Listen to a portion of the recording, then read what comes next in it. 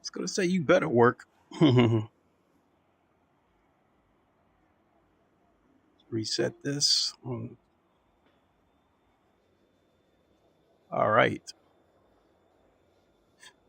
Okay, everybody. What is good? It is the Godfather of VR, the ageless one of the man Leaking Clay, and we are back for a live stream of Le Mans Ultimate. It has been a while since I streamed Le Mans Ultimate. Simply put, I am waiting for the VR to officially go online so I can compete in daily races. Because I just won't be as effective trying to go into these daily races as a flat screen driver. So I'm just, so I just putt around whenever I'm not on YouTube. I putt around on Le Mans Ultimate just so I can try to stay sharp. So off of YouTube, I've been playing a lot of Automobilista 2, R Factor 2, and some Le Mans Ultimate here and there, and occasionally some F123. Which I think I'll get some quick thoughts on that real quick, because I do have a couple of things I want to talk about, and that's more or less what the stream is about. Is just putting around, doing a few laps, and just talking about a couple of things. The upcoming Pimax Crystal Lite, as well as the PlayStation VR to PC thing. And then, I guess I'll, quick touch on the F124 coming up next month. The game is supposed to release next month. The game normally releases in July, but a lot of people are speculating that they are bumping up the release date to May because the past couple of years, Max Verstappen, his dominance in F1 basically killed the hype of upcoming Formula One games, which I could see where something like that would hold water, because last year's a prime example. I was looking forward to the game, but I wasn't terribly hyped for it because by then Max Verstappen had already ran away with the championship. So, but this year's game, is supposed to release, I believe, late next month, like May 20 something was the rumored date. I really don't know what it is. I do know that they're already taking pre-orders for the game.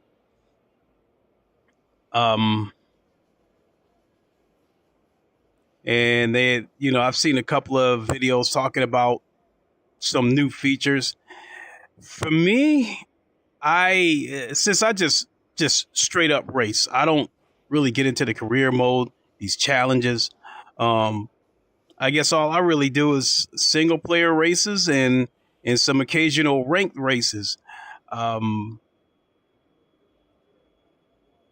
This year, I'm hoping to do another co-op season with him this year. I'll get in touch with him and see if he wants to do another co-op season.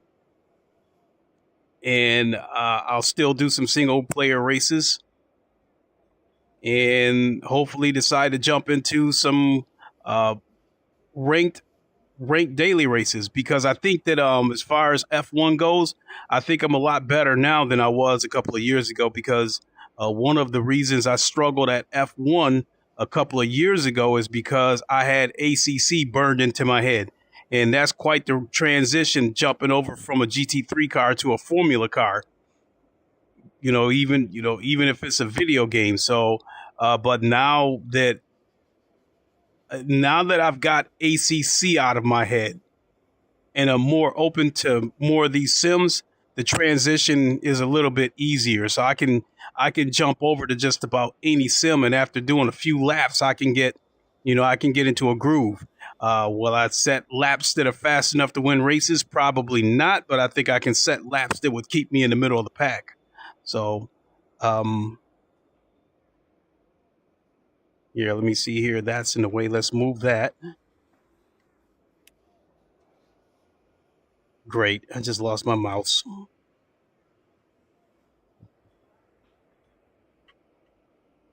Come here, you.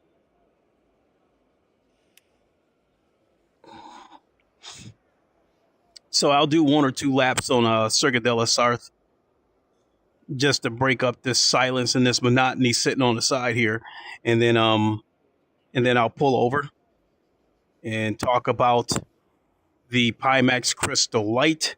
There was new developments with the Crystal Light, and I guess I want to talk a little bit about the trade-off of going from the Pimax Crystal Light from this MetaQuest Pro, because there is going to be, a couple of pros and cons. All right.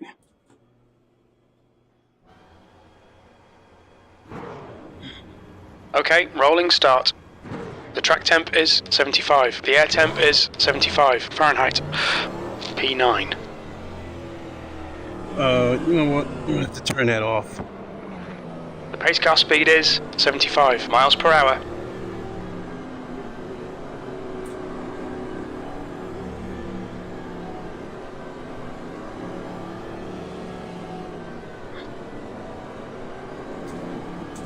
Looking at Le Mans Ultimate visually, I haven't seen any improvements since the last time I played it, but fear not. I think if R Factor 2 is anything to go by, once they get this VR optimized, I think it is going to look very good.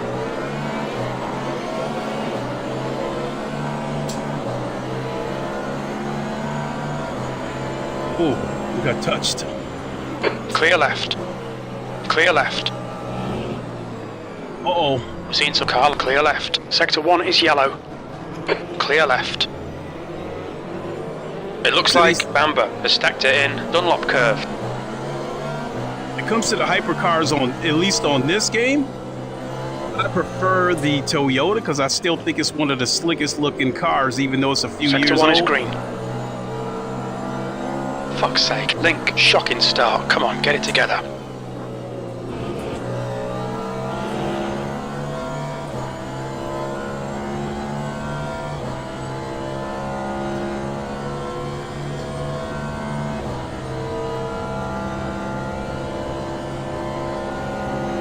Cadillac Hypercar on this game versus the Cadillac Hypercar on Automobilista 2. They sound kind of the same.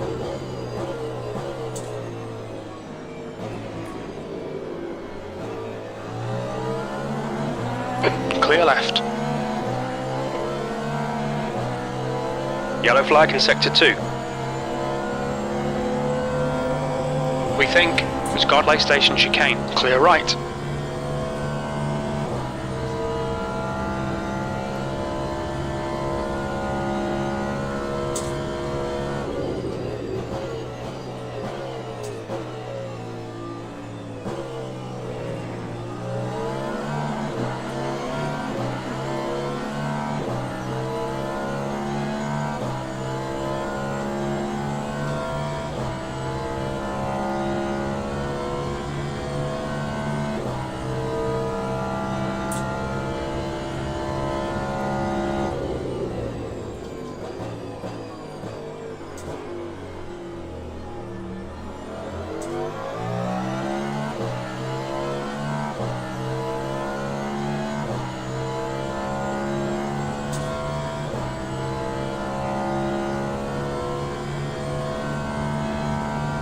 If I got dialed in, I think I could catch that pack in front of me.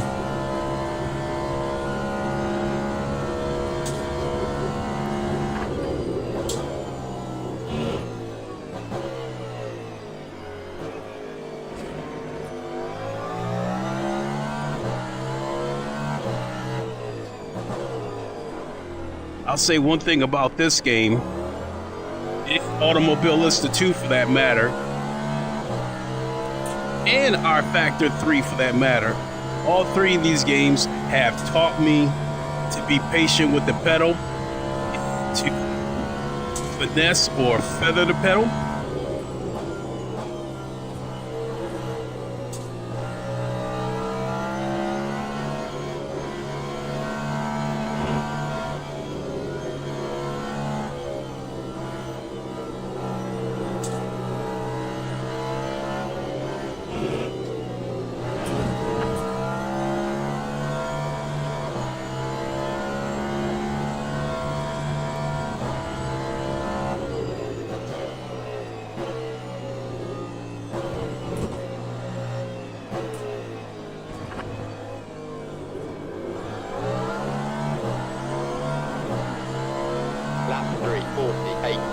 16.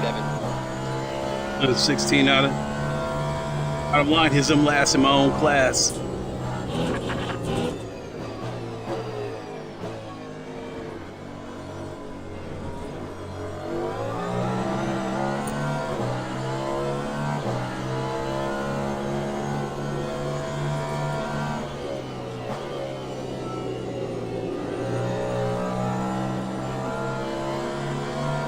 Air temp's falling. It's now 71 Fahrenheit.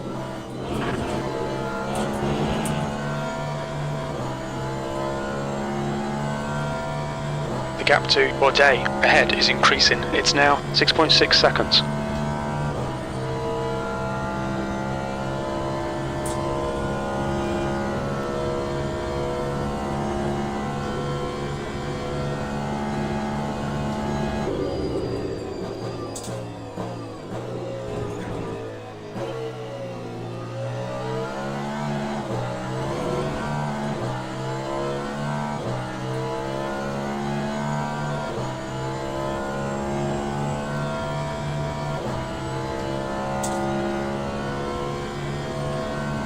Finish this lap out and then I'll pull over. Bamber is getting closer. The gap's now 12 seconds.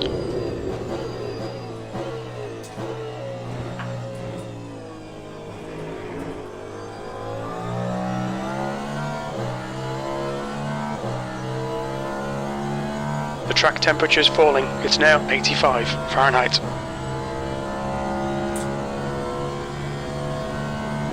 The gap to Dharma in front is now 7.7.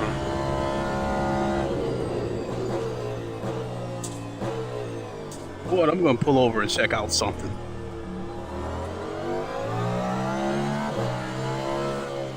Yeah, let's pull over here. Yellow flag, caution. Just like R Factor 2, the grass,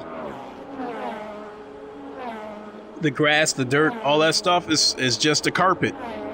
A couple of years ago, okay, I would have had the next car is Bamber. A couple of years ago, I would have had Green a problem flag, sector 3. I would have had a problem with that a couple of years ago. I don't anymore. The biggest reason why I don't have a problem with that anymore is, you know, at 200 miles an hour, who's got time to look to see if there's actual blades of grass over here off to the side of the road? You're not going to see it, and not only that, I believe it takes up actual resources to put actual grass all over the track. I think the one game that does it the best would probably be F123. The leader has just done a 3:29.9. Yeah, he won't shut up. Let me pause the game for a second. There we go. Then we won't have to hear Jim talk. On F123, you do see blades of grass and not a green carpet. On games like SATA Corsa Competizione and even GT7, as far as the VR part goes, there are blades of grass, but it's scattered out, but still basically underneath it is just carpet. Automobilista 2 is the same way. And yeah, a couple of years ago, I would have been crying about those little petty ass details that I would have wanted actual grass here instead of looking at a carpet. I don't care about that anymore, because the more I've jumped around lately, especially these past few weeks to different games, what matters to me now is clarity and performance. I went into R Factor 2. The first time I looked at it, I saw a lot of aliasing, and I'm like, what the hell is this? And I went into the game, and I turned on the MSAA, finally tweaked the settings. The game looks a little bit old. The game still looks old in VR, and to some degree, the colors look faded, but my God, that picture is so sharp. I've talked about this before, that in terms of the sharpness, I would compare it to the first time I ever saw iRacing through a VR headset. First time I saw that, iRacing, it looked old, but it had a razor sharp picture and it ran smooth. I think out of all the games that I've played in VR, iRacing, a case could be made that iRacing ran the smoothest, and I think that because it was the oldest game. It might have been the game. The game at the time looked bare bones. A lot of the tracks that I ran, the stands were empty, so I don't think it was very taxing on the hardware. I think now with iRacing, I think with the updated graphics, especially with the rain, I know that rain has got to be taxing PCs. Hell, Race Room is another game. Definitely, it is a old looking game, but I was able to get the visuals to the point where the picture was sharp and it ran good. That's all I care about now. And that's kind of what brings me to the Pimax Crystal.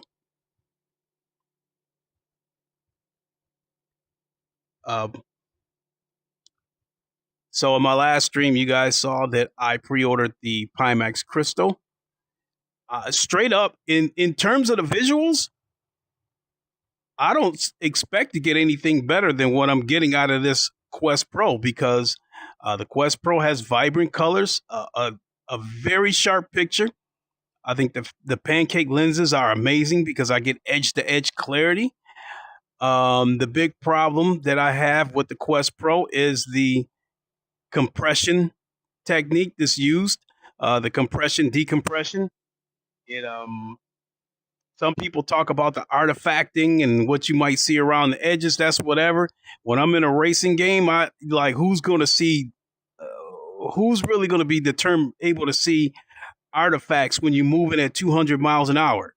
It's the performance that's been the issue with me. Some days it runs buttery smooth. Some days it's just skittish, and that's the biggest reason why I'm getting the Pimax Lite, is because of the performance with the DisplayPort connection. That's going to eliminate the compression decompression technique that you would find here on the Pro, and I expect to get a better performance. I expect to get the same visuals that I'm getting out of the Quest Pro, and that's where the trade-off is. The Quest Pro has, I think it has dual mini LED panels with local dimming. So with the Quest Pro, I get vibrant colors in deep blacks. Maybe not as deep as OLED panels, but deeper than your average headset. With the Quest 3, as a PC headset, it was actually a little bit of a step backwards. The colors weren't as vibrant as the Pro, and I don't think the picture was as sharp. It had a smooth look to it, but I don't think it was as sharp. You know, the Quest Pro, the colors were more vibrant, and I think that the Quest Pro had a slightly grainier look than the Quest 3, but it had a sharper picture. And I was okay with that slightly grainier look. It's not something that hits you as soon as you see it. It's when you flop back and forth between the Quest Pro and the Quest 3 that you would notice it. But all in all, the Quest Pro over the Quest 3, the Pro has more vibrant colors and has a sharper picture, even though the Quest 3 has a higher native resolution. I think the native resolution of the Quest 3 is like 2022p or something like that. And I think the native resolution of the Pro is 1940 something, which doesn't sound good initially, but once you connect it to a PC and you upscale or super sample the resolution, you get an incredibly clear picture. So in the case of the Pimax Crystal Lite, you are still getting the same aspheric lenses as the regular Crystal. I think you're still getting mini LED panels. I don't know if they're dual panels or if it's going to be a single panel, because I believe the Quest 3, I think it has a single LCD panel, I believe. Not sure. But in any case, they're saying that you're still going to get the same vibrant colors of the Pimax Crystal. You're still getting the same aspheric lenses. The trade-off is that at least Crystal Light versus Crystal, you're losing eye tracking, and you're losing the blacks on the cheapest model because it doesn't have local dimming. So Pimax Crystal Light to Quest Pro, that's what I would be losing from what I'm guessing is the blacks. The blacks probably aren't going to be as deep. And I'm okay with that, because if push came to absolute shove, I would have been okay with using my Quest 3 as a PC headset. And if I were to go that route, I would lose the local dimming. I would lose the LED panels. So the colors aren't going to be as vibrant. The picture isn't going to be as sharp. However, though, the Quest 3 did run pretty smooth. I don't know. I think that I don't know, but it seems to me like the compression is a little bit better with the Quest 3. I felt like the Quest 3 probably ran a little bit smoother. I don't know if that's got to do with anything of the XR2 chip that's in the Quest 3, because it's better than the chip that's in this Quest Pro. So again, the trade-off of the Quest Pro versus the Pimax, what I'm getting with the Pimax Crystal Light, I'll be getting better performance. Also, I would also get the option of switching over to a base station faceplate that would allow me to use base stations. So my son might actually like that. He has a valve index, so I bet he would probably like to see that Pimax Crystal using his Knuckles controllers, because he loves those Knuckles controllers. So that's about it. That's the trade-off. I get the same vibrant colors with the Crystal Light, but I'm losing the blacks. But I should get a better performance, and I'm willing to take that trade-off. Right now, through the Steam VR super sampling, I'm running this game right now at 3200p. With the Crystal Light, I'll be able to run it at 3200p and get better performance. And if you also add in the OpenXR toolkit, hell, I might be able to boost it up to 3500 or even 4000 and still get a good performance. I've done that. I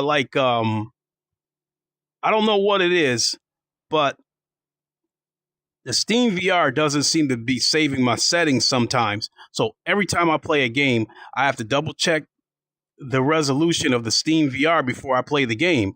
And yesterday I was playing R Factor 2. And I said, my God, this picture is sharper than I remember. What the hell? So I go into Steam VR, check the resolution, and it was bumped way up to 4400p. And the game ran fairly good, but I know a lot of it was because, shit like what I was saying right here. You got this carpet right here instead of actual grass. And I was only rendering 10 cars at a time. But that picture was so sharp, and it still ran pretty damn good. Now, the problem is once you open up OBS, once I open up the Oculus Mirror, once I open up all kinds of other apps that I need in order to stream the game, then the performance is going to be a little bit more compromised. So I think that so that's what I feel that I'm getting with the Crystal Light, is that I'm still going to be able to keep all the visuals that I have minus the blacks of the Quest Pro, but I'm going to get better performance. So, and that is why I am taking the leap of faith and going with the Pimax Crystal Lite. The only other concern is that I've seen some YouTubers say one thing and I've seen some YouTubers say another. I won't mention any names. What I will say is that one YouTuber said that they think that the aspheric lenses of the Pimax Crystal are better than the pancake lenses. However, another YouTuber says he thinks that the pancake lenses of the Quest 3 are better than the aspheric lenses of the Pimax Crystal in terms of the Quest 3 has a slightly bigger sweet spot. So that is one of my concerns right there with the Crystal Lite.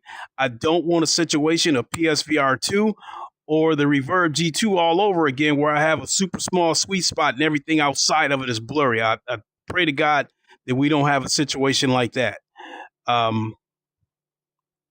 But other than that, I'm taking the leap of faith. All right. I think I'll finish this lap out and then I'll give my further thoughts on the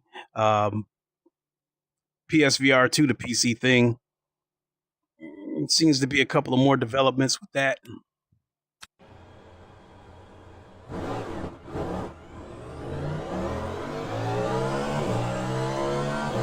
I'll finish this lap out, then I'm actually going to switch over to the Toyota GR010.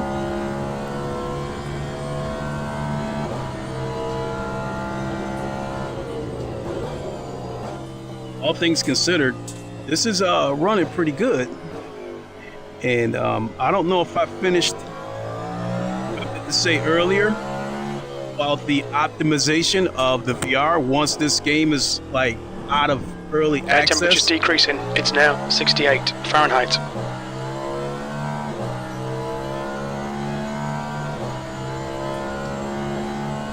Like I said, if R Factor 2 is indication, especially being that they're using a lot of the same assets from R Factor 2, if that's go blow for blow,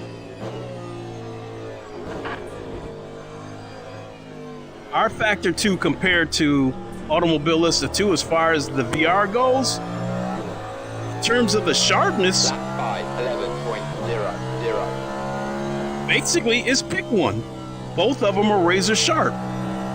And I cannot decisively say that one of them is sharper than the other. When it comes to the sharpness, I can't say, yeah, AMS2 is sharper than R Factor 2 or vice versa. They are both razor sharp. Where Automobilista 2 has the advantage is, I think Automobilista 2 has more colors. Game looks a little more up to date. In the case of R Factor 2, yeah, the VR can look old because it is an old game. Front brakes are pretty hot now. Really?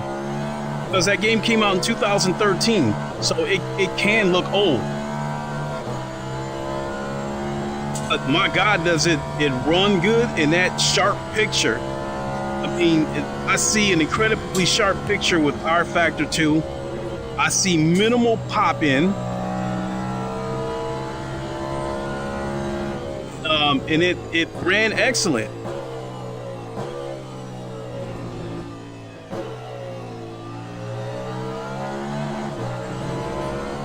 Incident in Sector 3. Sector 3 is yellow. We think that Yanni has gone off. Yeah, I'll finish this lap. Then I'll switch over to the Toyota. Fastest lap for Irani, 3:29.6 seconds. Switch over to the Toyota, and then I'll give my thoughts on the PSVR 2 thing.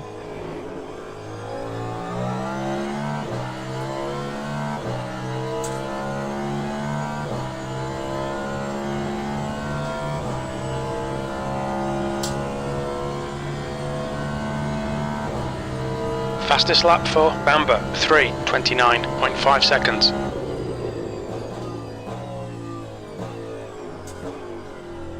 this game versus R Factor 2 in terms of the physics. Cold tires all round. In terms of the physics and the gameplay, I actually like the physics, I actually like the physics of R Factor 2 a little bit better. However, the force feedback is a lot more violent. And then in the case of R Factor 2, you will get an occasional micro freeze. And when that happens, right in the process of me going through a corner, the game will freeze. And then by the time the game resumes, my wheel is here, but the car is there. And then it just causes all kinds of crazy shit with the force feedback. It takes a second for it to get back on track. Sebring is a very violent track on R Factor 2. It was so bad that I thought I had an oscillation problem with the force feedback, which I actually did. I had to go into the Steam settings and turn off. I had to disable Steam support or disable the Steam inputs for the controllers, so the game doesn't think that I'm playing from a PlayStation or Xbox controller. But jumping back on Sebring, the track was still violent enough that, it still felt like there was some oscillation here and there. Not only that, I think each car has the force feedback is different on every car. So some cars were more violent than others than on the force feedback on Sebring. But so I would probably say, again, I like the physics of R Factor 2 a little bit better. When I go to like Spa, for instance, it's a game that I can be very aggressive on,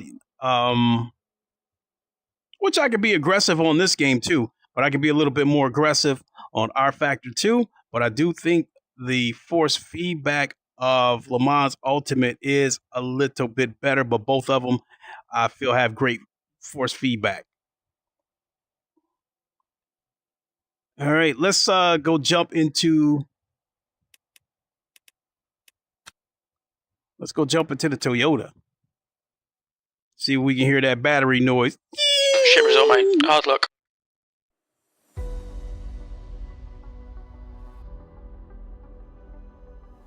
Race weekend.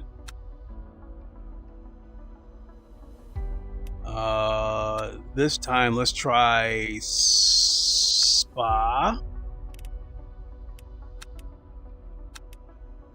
Let's get the Toyota Hypercar.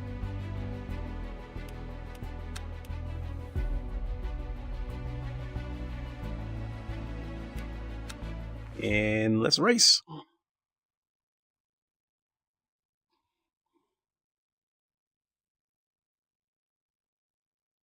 If any of you have left comments and I haven't responded, that's because I don't hear anything coming from the speech chat. I guess I'll double check here in a second. As soon as this screen loads up, I'll check.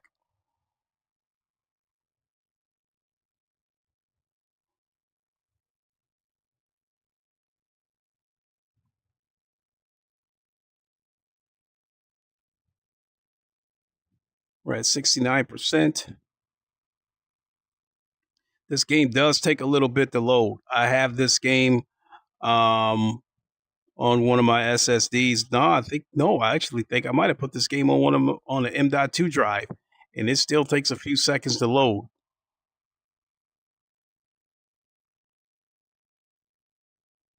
So with 397 Studios, last time they gave us a report, they were happy with the initial launch of Le Mans Ultimate. Now, I guess like operating cash, I guess they started out at like 1.7 million, and now they're down to like 1.3. And I guess the launch of Le Mans Ultimate offset a little bit of that operating cost, but only in the short term. And so my thinking was, okay, what is it? I do understand that like when this game goes all the way live, they'll be able to start recouping more of the money. But I was thinking, okay, you know, what's making it be that expensive? This is a little too close. Let's lean forward a little bit. Okay. I think I can deal with that. But my head's damn near sticking out of the ceiling.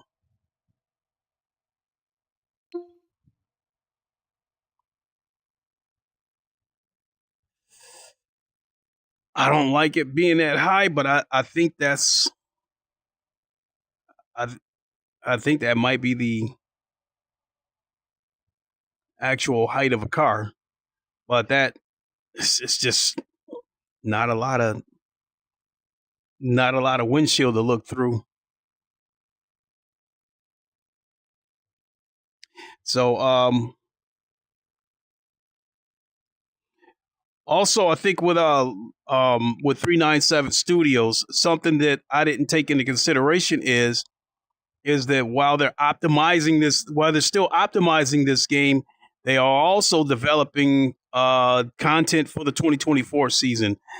The state that this game is in right now is all based on the 2023 season, and 2023 is the last season of the GTEs. 2024, that class was dropped. I think the P2 class was dropped as well. So you pretty much have hypercars in GT3s. I think the WEC went that route to make it easier to get more GT3 cars on the field. And I think fans wanted to see more hypercars competing as well. So I think that's the reason why they dropped the P2s. And, you know, because I guess like I might have read somewhere that like a P2 class was kind of like a filler class to help fill up the grid.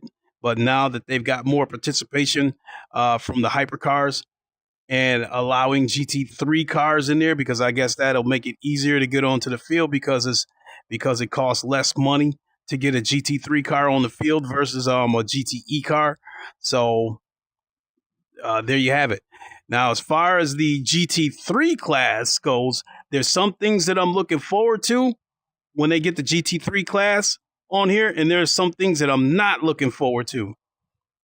One thing that I'm looking for with the GT3 class is I expect that they want to have full representation.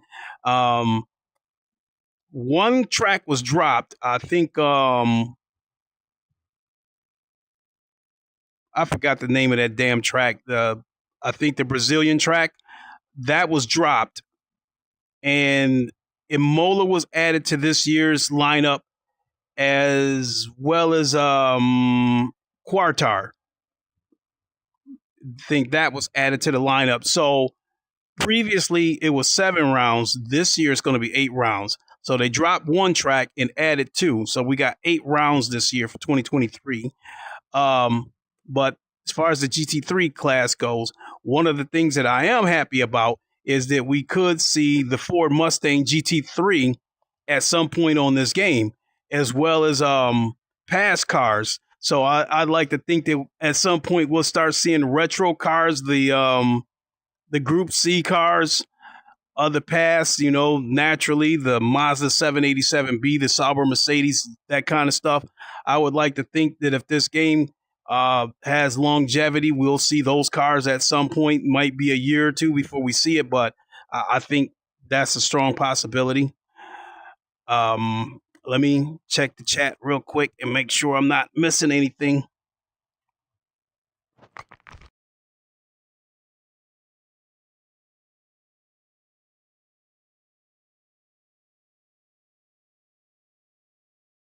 Alakazam said, Yo.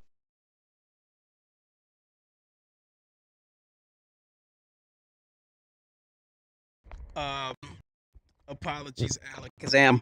And now I lost my place. Fix that again.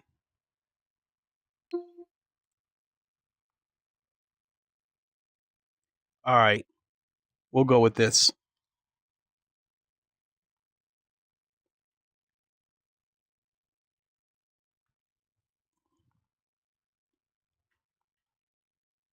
I lost my train of thought. I know I was talking about upcoming content with this game, and I think what we could expect from the future of this game.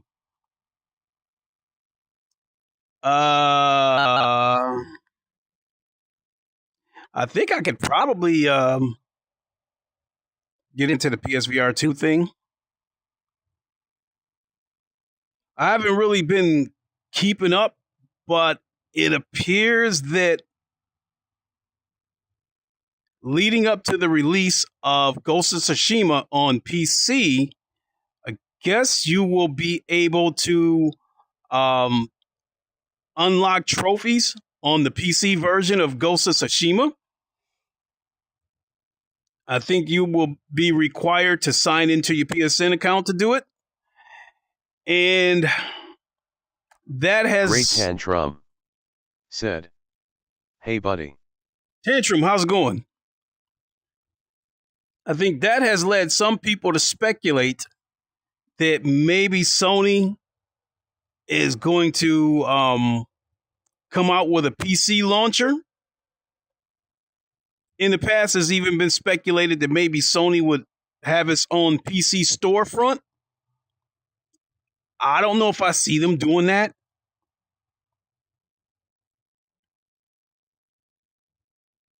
Only if they did a PC store, the only way I see that store being successful is if they did day and date.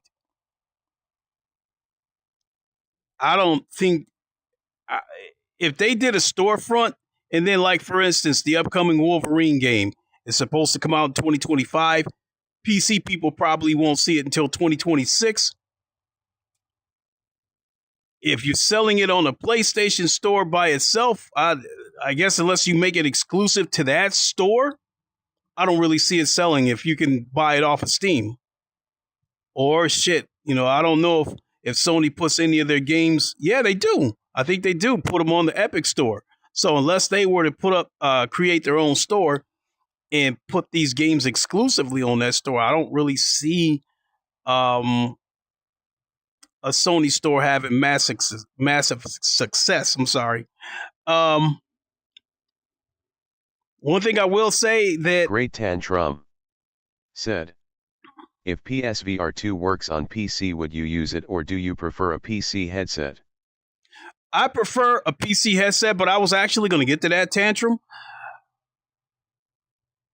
Right now, currently, through Ivory, they got PSVR 2 working on PC. The only catch is that through Nvidia, you're going to need some kind of adapter or some kind of dongle. We still don't know about whether Sony's going to allow you to plug it directly into the PC without a dongle. And that's what Ivory's trying to say, is that in the current form, based on what they've unlocked on an Nvidia card, you're going to need some kind of adapter. The only way, from what they're saying, is the only way it would work directly is if you're using an older Nvidia card that has a USB-C port on it, which, I have a 2070 sitting right here that has a USB-C port on it. But yeah, other than that, but if you're going to run it through the motherboard, you're going to need some kind of adapter.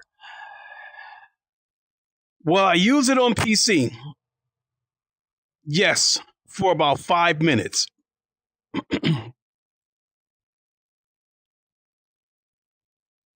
I expect PSVR 2 on PC.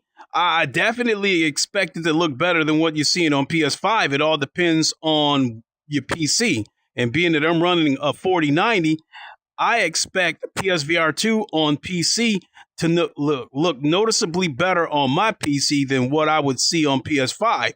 However, the PC headsets that I have, this Quest Pro that I'm wearing, the Pimax Crystal Lite that I've pre-ordered, I expect them to look better just off of the lenses alone, because the PSVR 2 is still using old Fresnel lenses with a super small sweet spot, and I am going to find that to be frustrating.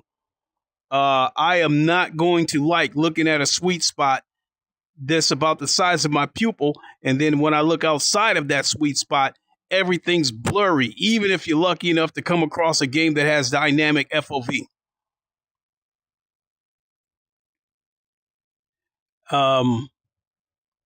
I can't say it enough. You know, the pancake lenses of this Quest Pro, it gives me edge-to-edge clarity. Once you move it around and you get it to where you want it at, the sweet spot is gone. There is no sweet spot. There's clarity from one side to the other, from the top to the bottom. And I do not think you are going to get that type of clarity with PSVR 2 on PC. So I still have my PSVR 2, although I'm debating selling it. But once PC goes live, all I'm going to do is hook it up long enough to see what it looks like and give you guys my thoughts compared to PC headsets. You know, I'll compare it to the Quest Pro and the Crystal Light. But after that, after the comparisons are done, yeah, you know, how many times I wear that PSVR 2 headset will be few and far in between. I am sorry to say right now that in the current state of PSVR 2, the only way I can recommend that headset is if you are in the PlayStation ecosystem, you are hell-bent on being in that ecosystem, you refuse to go outside of that ecosystem. That's the only way I can recommend that headset. If you want pure VR and nothing else, I would have to recommend going with the Quest 3. Great Tantrum said, it is a missed opportunity to use pancake lenses for VR2. My speculation is that it was too far in development to change the lenses. I've heard a couple of things. One is a lot of people have speculated that they did not go with pancake lenses in order to keep the cost down. But to me, that was like, in my opinion, I think maybe they could have gotten rid of the eye tracking in favor of pancake lenses, but in the same breath. Great Tantrum said, PSVR 2 and PS5 is also less stress and cheaper than the PC route. It is. But in my case, being that I'm a sim racer, I'm not a fan of the reprojection of GT7. When you go around corners, things get blurry. And I'm also not a fan of GT7 being Great the only Tantrum racing game. Said, but you get what your money spent for. Yeah. And so, yeah, I paid a pretty penny for what I'm sitting in right here, a $4,000 computer and a $1,000 headset. But I get incredible clarity and I have access to so many racing games in VR. You guys know that I've been very frustrated with GT7 and with me being a VR sim racer, I don't think I would be terribly happy if GT7 was my only option as far as racing goes. That being said, if PSVR 2 was my only option,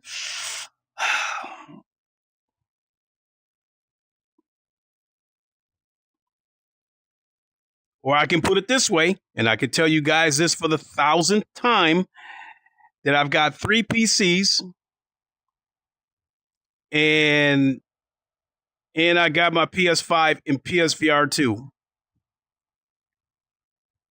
If I had to sell one of them right now, it would probably be the PSVR 2 and the PS5.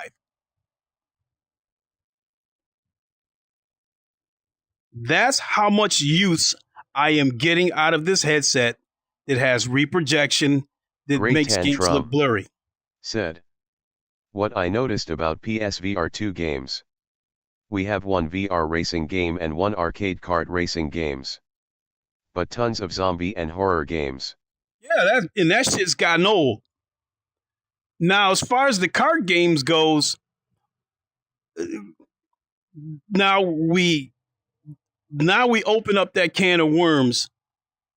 Okay, why is there only one racing game on PSVR 2? I think it comes down to one or two things. I've said it before. One is that these racing games in VR are very, very demanding. I don't think the PS5 has the capability of running GT7 at a native frame rate through PSVR 2. I think it would be choppy and it would run like dog shit.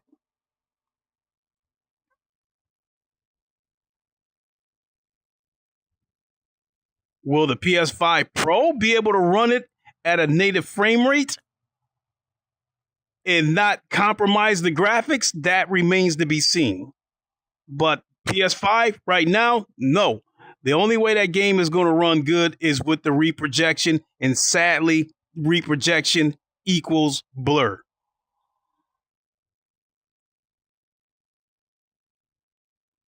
So that's one of the reasons why I believe there's no other racing games on PSVR 2. Former developer of Kunos, Aristoteles, who was a developer over at Kunos, who developed ACC. I've told you guys this before. He directly answered my question in one of his streams when I asked him, would ACC on PS5 get PSVR 2 support? Great Tantrum said, speculation is PS5 Pro will help PSVR 2 and up the games to at least 90 Hz.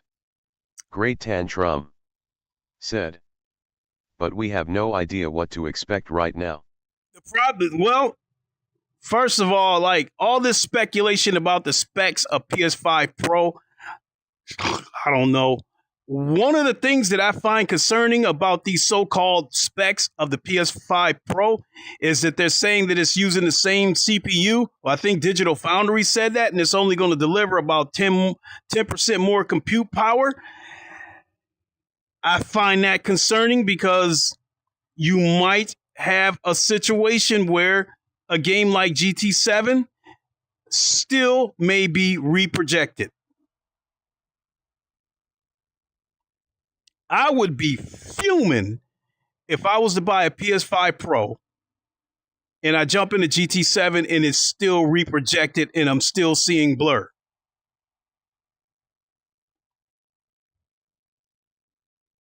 Then there's the issue of mandates.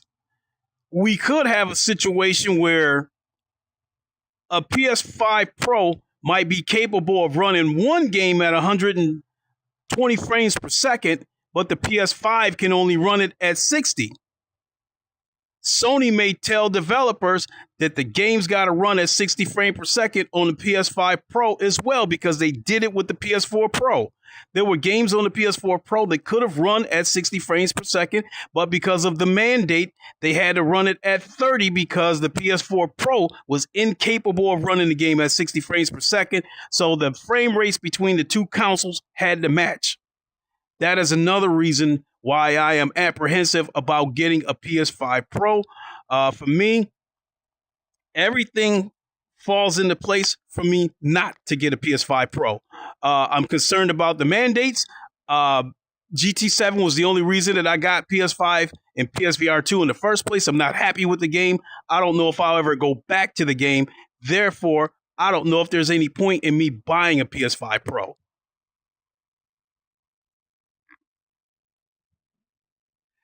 Coming back to the other reason why I think there's only one racing game on PSVR 2, and I think that could be Sony telling other publishers, do not put a racing game on PSVR 2.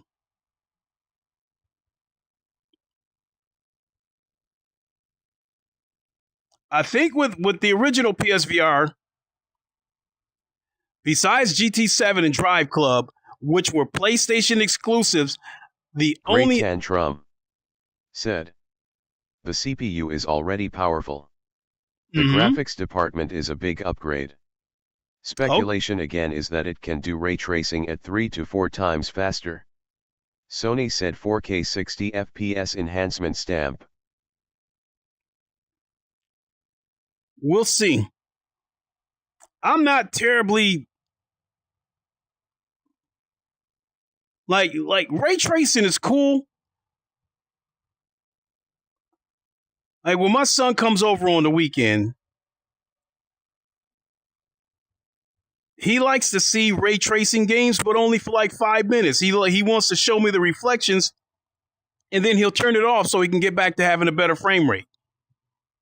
Even though my PCs are powerful enough that with the ray tracing turned on, I'm still going to get at least 60 frames per second. But my son likes the most frame rates possible. Now, he will come over to this PC whenever he wants to see ray tracing with the best possible performance. So like he showed me Fortnite with ray tracing and showed me Gears 5 with ray tracing. And actually looked pretty good, ran pretty good. So about Sony not letting any other racing games onto PSVR 2, everything falls in place for that to be true. I've said this before, and I'll say it again. The ridiculous microtransactions are probably the biggest reason why that theory could hold true, because we know how stupid those microtransactions are on GT7. You could easily spend $20 just to buy one car on GT7. Great Tantrum said, ray tracing is nice. But what I notice is that the image have a sparkly effect to them. Yep. I guess they still have a denoising issue. I'm not too savvy on the ray tracing shit. All I can tell you is either the reflections look cool or it don't. So coming back to the GT7 and the microtransactions, if you have a game like if you've got F124 that's coming up, in other racing games that are this on the PS5,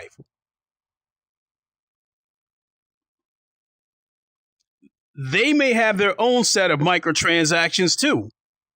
And I'm telling you guys this, I've said it before, that the VR users are the target of those ridiculous microtransactions on GT7. I can't say it enough. It sounds cliche-ish.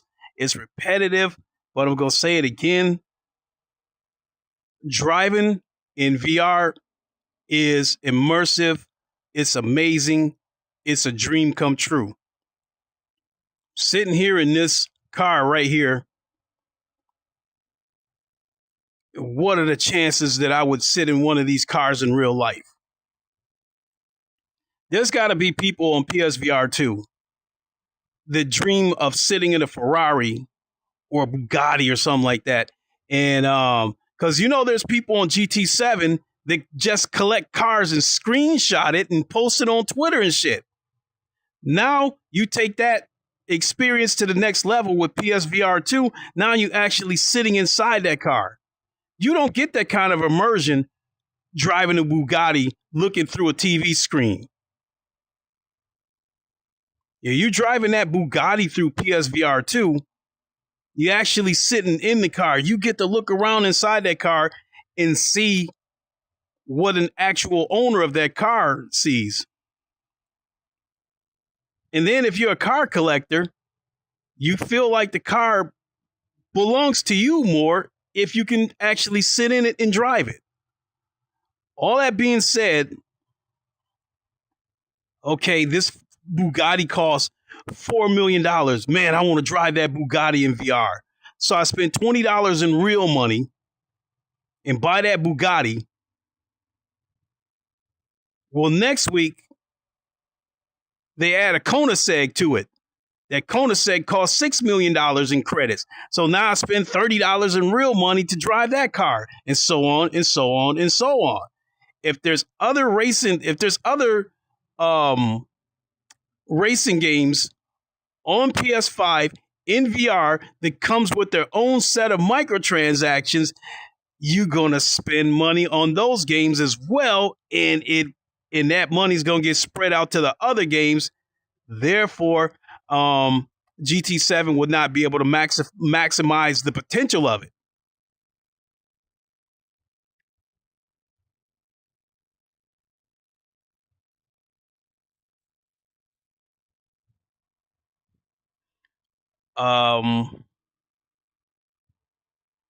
So that being said, I think that might hold true that Sony won't let anybody else put any racing games on PSVR 2 for fear that those people might spend their money on other games besides GT7. GT7 is an all-in-one game. If I want to race Formula One cars in VR, if they had it available on PS5, that's where I'm going to go to drive the Formula One cars, because you're dealing with the actual licensed cars. So I might be willing to spend some microtransaction money over there.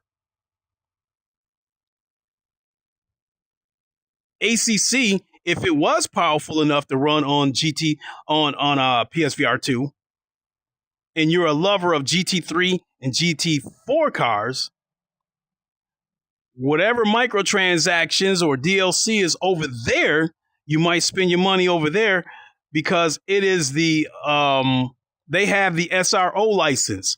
So the cars you're driving over there are officially licensed. If you're a person that's into rally racing, in the new WRC that's not getting VR support on PSVR 2, if it did have VR support and you like rally racing, you might buy the microtransactions that's over there on that game. But with GT7 being an all-in-one racing game, and every form of racing is on this game, and it's the only game on PS5 with VR support, if you want to drive any of these cars in VR and live that dream, you're going to pay for it through those microtransactions. Therefore, I have come to two conclusions: that the reasons we don't see other racing games on PSVR 2 is because either the console's not strong enough to run it, as Eris said, or Sony won't let anybody else give their games VR support for fear of losing microtransactions money, because Sony have been so damn protective of those microtransactions, the scummy shit that they've done to protect those microtransactions. When GT7 first came out, about 2 months after the game came out, they did an update, because the problem was people were farming credits. They were doing the same race over and over and over again in order to earn credits to go off and buy these exotic supercars that they wanted.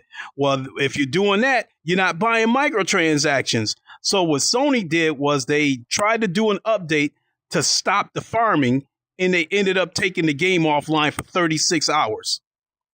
And they were not transparent about it.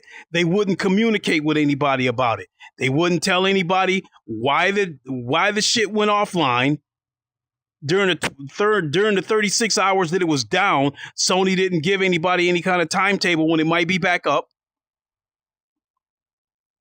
And then after it was up and back up, people noticed adjustments in the payout.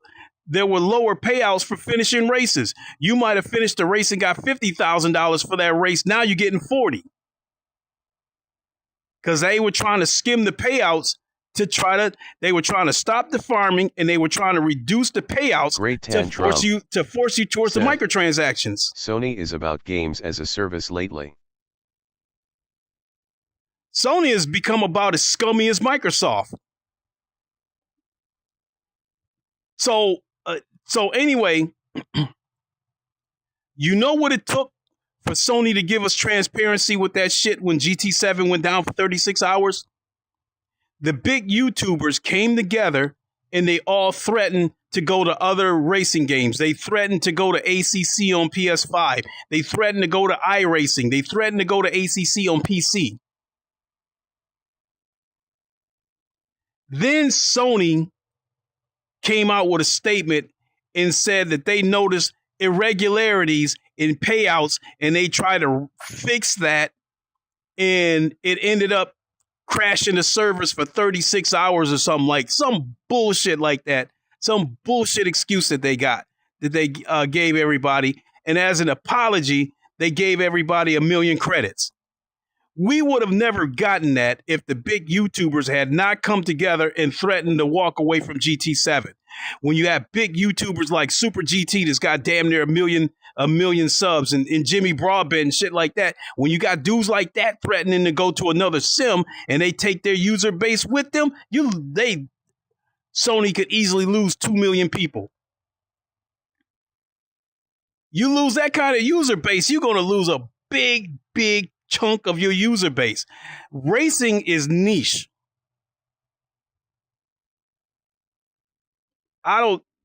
This game may have a user base of only 2 million. This game definitely does not have a user base of like a 10 million or 15 million or something like that. So somebody like a Super GT or a Jimmy Broadbent threatening to move on to another sim racing game could have hurt GT7. Great so that's what said. I remember when the reviews came out. Then when the game launched, it had microtransactions. Yeah, that was a scummy move. They did not see that on their review build. Because Sony turned off the microtransactions during the review process, because Sony already did not want to give out review keys to the game because of favoritism in the media. That part I can understand, because Sony has gotten some fucked up reviews from people that were biased, praising these trash ass Xbox games and finding shit wrong with PlayStation games. But it was still a scummy move, no less, to turn off the microtransactions for the reviewers and then turn them on when the game gets released to us.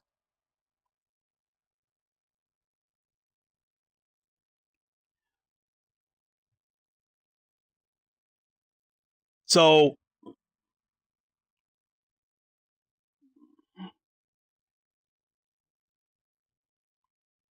now that brings us to or that makes us circle back. I'll be ready to race here in a minute, because I'll be ready to shut up here in a second. But that makes us circle back to a possibility of Sony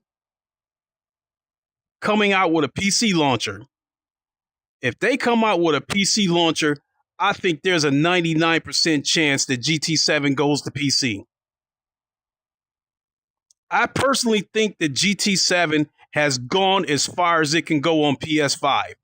Sony is at that point now where now they want to try to get as much money as possible, because they are slowly but surely getting wider and wider and wider into this PC venture. And when it comes to online games, like, why would you need a PC launcher if your games are already available on Steam and in the Epic Store? Why would you need a PC launcher? So people are speculating that Sony could be coming up with a PC launcher, and that could be how they're going to do the PSVR to PC thing, that you may have to connect it to a Sony PC launcher. Maybe. We'll have to see.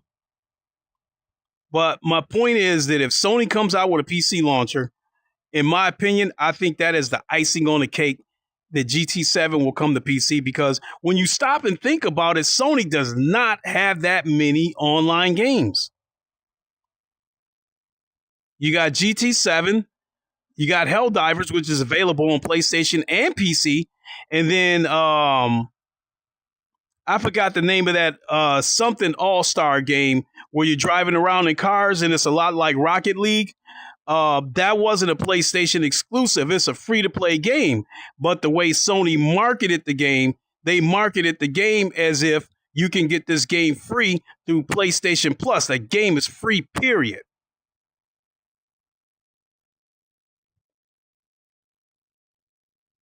I believe so. I have to double check that. So slide that game out of the way.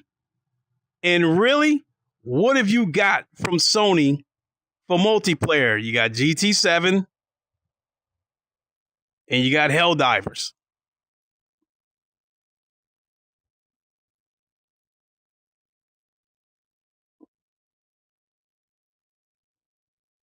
And with them, even though they scale back how many games is the gas games is supposed to be coming out, they still got some coming out no less.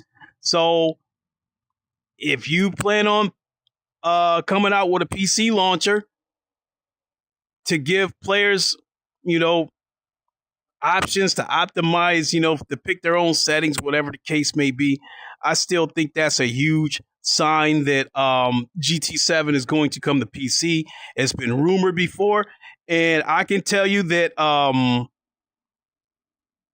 GT7 coming to PC might be the one thing that might make me jump back into GT7, because if GT7 were to come to PC, there would be more pure sim racers on the game instead of people on PS5 using controllers causing wrecks. There would be less dirty racers on PC. I'm telling it like it is. I'm sorry, but when it comes to sim racing, the most dirty racers and the most experienced sim racers are on console. GT7, Forza have the most experience. They have the most inexperienced and the most dirty racers in sim racing.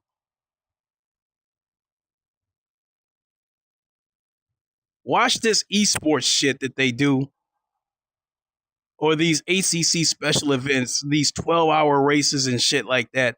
You don't see any dirty racing on that. These guys understand they're going to be racing for 12 hours. It's too early to be pulling bullshit. They don't get that concept over on GT7.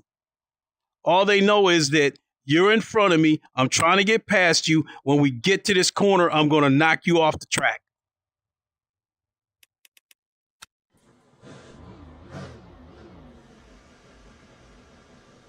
Rolling start. Get ready. Follow Da Costa.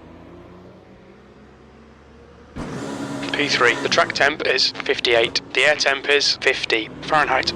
Race car speed is 75 miles per hour. This car feels even more compact than the Cadillac I was driving.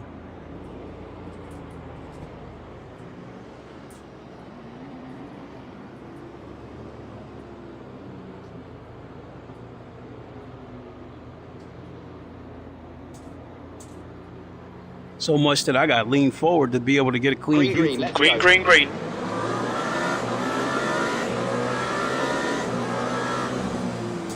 Car left, clear left. Clear left. Clear left. Ring tantrum. Car left, clear left. Set. Yellow flag, left side. No video. Clear left. Tiny bit of aero damage, just ignore it. No video, Sector 1 is now green. On your left, clear left. Hey, just a second. You've had a lot of aero damage there, mate. The bodywork looks pretty fucked.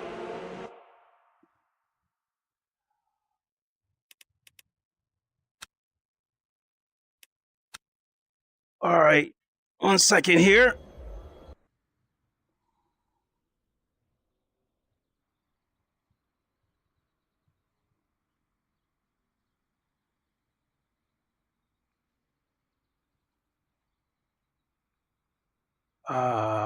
Where is the mirror?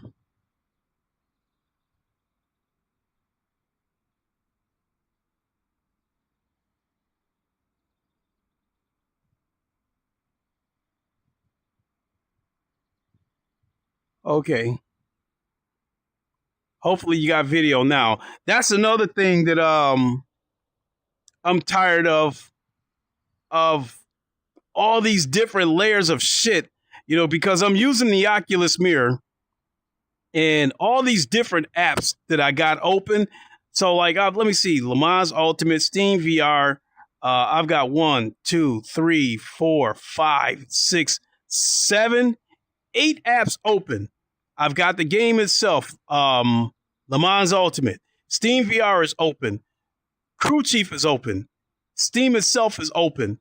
The Meta PC app is open. OBS is open. And then the Internet Explorer is open. That's 8 apps. And when you stack them all over on top of each other, the app that's at the bottom of the stack seems to be idle. And so in the case of this Oculus mirror, if you put it at the bottom of that stack of open apps, that's why you have situations where you get a black screen and you don't see it. I'm tired of that shit. And then because the VR of this game isn't officially online yet, I don't have a companion app to show you guys that I can do through this, so I have to use the Oculus mirror.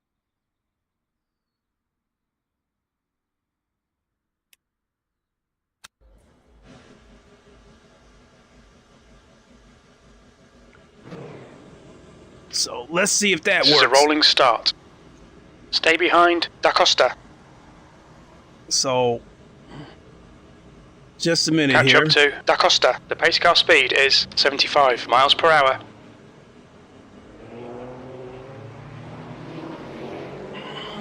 Catch up to the safety car. Okay. Damn it. So hopefully you guys see something now.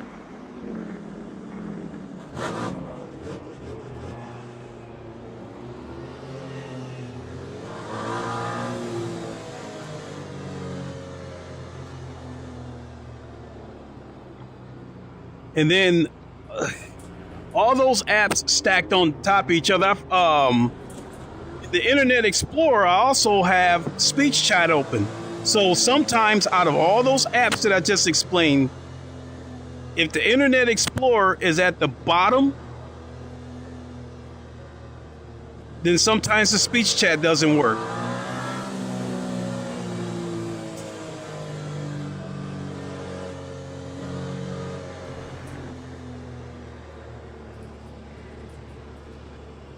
So I guess what I'm going to have to do is open all these apps again. Okay, so got the mirror. Great tantrum.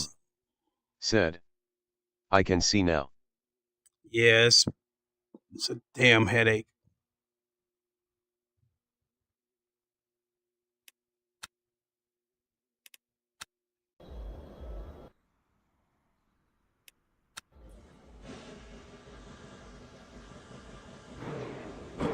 P3. The track temp is 50. The air temp is 50 Fahrenheit. Hopefully you still got a This is view. a rolling start. Let me know. Let me know if you can still see something. The pace car speed is 75 miles per hour. All I'm really doing is a lap or two anyway. I'm just going to do a lap or two, and then I think I'm going to jump into the Ferrari next because I want to hear that eeeeee when you hit the brakes, and you hear that the battery as you're hitting the brakes. Green, let's go. Go, go, go.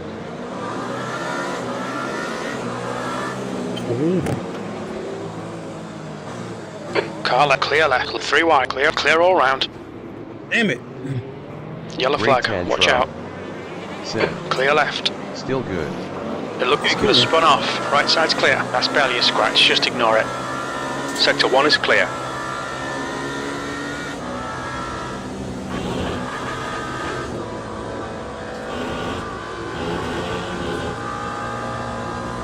Damn, these Rough hypercars start, are mate. fast. We've got a lot of work to do now.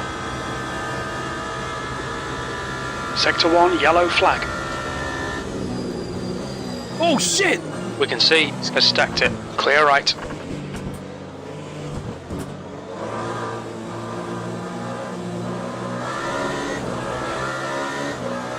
Gotta brake a little bit earlier than these hypercars because they're so damn fast. Yellow flag. We think Kimura has gone off.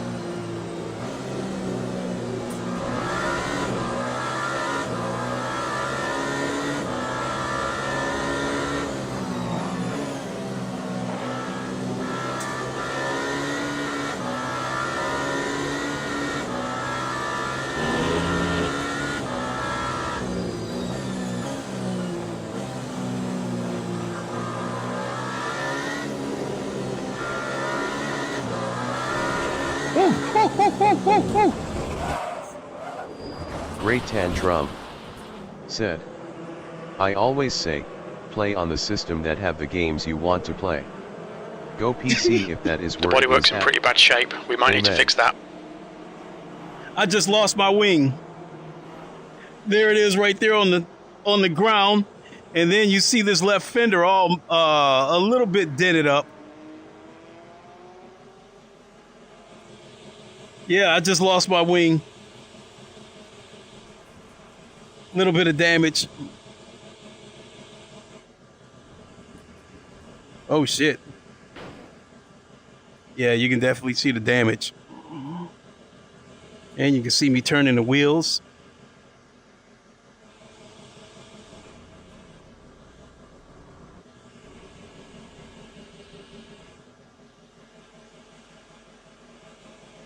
Yeah, looking at this right here, though, if this is any indication, though, once they get this game optimized, if for VR is really going to look good. Because I've said that about R Factor 2, even though the game looks old, it's optimized, and I get a very, very sharp picture, and it just runs like water. Okay, Link, 15 minutes left. That's 15 minutes. Coming back to you saying play where the games are, hey, PSVR 2 has no shortage of games. But I think if you're a hardcore sim, like if you're a sim racer or you're a flight guy, you better go elsewhere, because PSVR 2 ain't it. Again, you only got GT7, and the reprojection makes it blurry.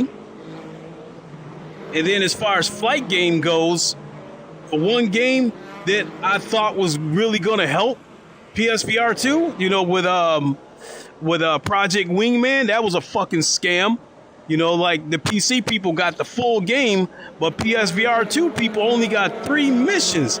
That right there was the most egregious shit I've ever seen on PSVR 2. They called it Project Wingman 51 or some shit like that, and gave it a different name. And The leader has just done a 204.5. And they tricked people into thinking that because of that different name, they were going to get like bonus exclusive PSVR 2 content. And you get there and find out that only 3 of those missions are in VR, and the rest of them are flat screen. That was some scummy shit by them, by the developers, and that was some scummy shit by Sony advertising that game, because the whole purpose of Project Wingman was because of the scummy shit that happened with Ace Combat 7. They advertised that Great game as if said, Aces of Thunder is coming. But yeah, VR flying is more on PC. Yeah, Aces of Thunder, I'm not going to trust that game until after it comes out. The same shit we saw with Project Wingman. Okay, let's go back. Ace Combat 7 comes out on the original PSVR. They marketed the game as if you're going to be able to play the entire game in VR, and we spend $60 for that fucking game, and then we find out that there was only like 3 VR missions. Everybody was crying for more VR missions. They wanted more VR missions. What happens? They come out with DLC for the game, and they advertise the DLC, but they mention nothing about VR. What they did was just left it wide open and let the VR people buy it, hoping that there was going to be more VR content there. They knew that some VR people was going to do that. That was some scummy shit right there too. In comes Project Wingman. They said it in so many words when the game released on PC. That game was supposed to have been developed with the intentions of giving people a full VR experience on an Ace Combat type game. And they delivered that on PC. So Great Tantrum said, I heard the VR portion was beautiful, but only a few missions. I never played AC7. I heard the VR portion was blurry on top of that. I heard it was blurry on top of it being only like 3, 4, 5 missions. As far as PSVR 2 goes, as far as PC goes, yeah, the game looked good. Great Tantrum said, I call it the cock tease affect. Limited VR support is bull crap. So when the game got, I remember when I used to do these streams about why I thought people should be excited for PSVR 2, because I'm saying to myself, all these games that we got on PC, you guys are finally going to get to experience these games. And I was really happy for them. And then these games come to PSVR 2. They've been broken. They've been blurry. They've overpromised, underdelivered. They have been disingenuous with the marketing. We've seen 4K trailers for games and the actual game itself has been blurry. You know, we got the situation with like I said, Project Wingman, advertising it as a full VR flight game, and there's only a few playable missions. It's like, I do not trust this Aces of Thunder thing until I actually see it. If it comes down to it, I wouldn't need to play it anyway, because I think what they've done is take a slice out of War Thunder and placed it on PSVR 2. I'm not sure. I get the impression that maybe PSVR 2 would not be able to handle the entire War Thunder game in VR. So maybe they took a slice of it and put it on PSVR 2. I don't trust it. I'm curious about the game. I would like to play it, but I don't trust it. I don't trust them anymore over on PSVR 2.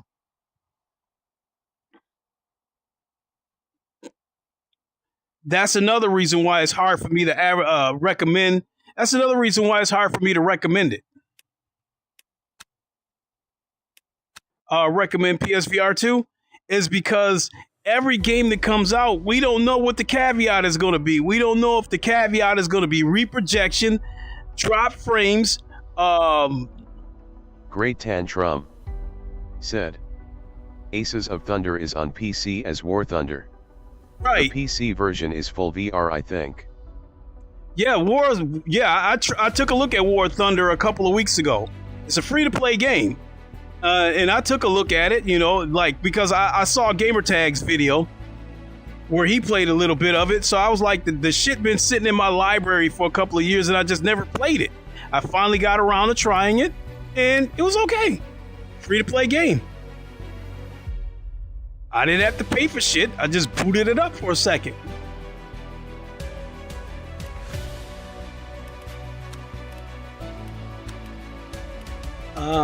Let's go with the Ferrari.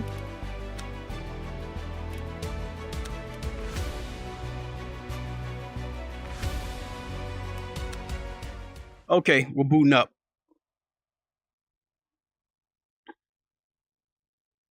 Yeah, but this Aces of Thunder game, like I said, it's not the entire War Thunder game. It's just a slice of it. And I feel like because of the limitations of PSVR 2 and PS5, I don't trust it.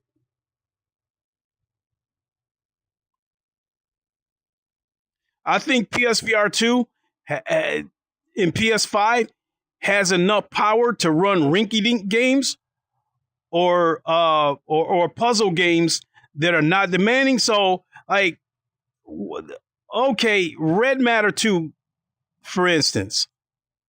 Red Matter 2 is an amazing game. And it looks amazing on PSVR 2. And I didn't like how some of these VR creators made it seem like the reason why Red Matter 2 looked amazing on PSVR 2 was because of the power of the PSVR 2 and the tech that was at their disposal. No, Red Matter 2 looked amazing because of what the developers did with it.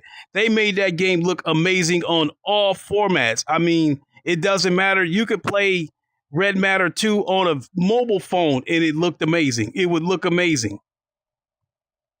every version of Red Matter 2 that I've looked at, I have the PC version, I have the PSVR 2 version, and I have the Quest 3 version. Those are the ones that I took a look at. There's no sense in looking at it through this Quest Pro standalone because I would be getting the Quest 2 version. So PC, PSVR, and Quest 3. All of them look great. And that a lot of it, the bottom line is it's a puzzle game with no action. I said it before. It's a puzzle game with no action, no explosions, not that much fighting, and a ton of dialogue and backstory. You get to a door, there's a puzzle. There's a puzzle to unlock that door. You unlock the door, you go through it, and then you hear more backstory and more dialogue. That is Red Matter. A game like that is not hard.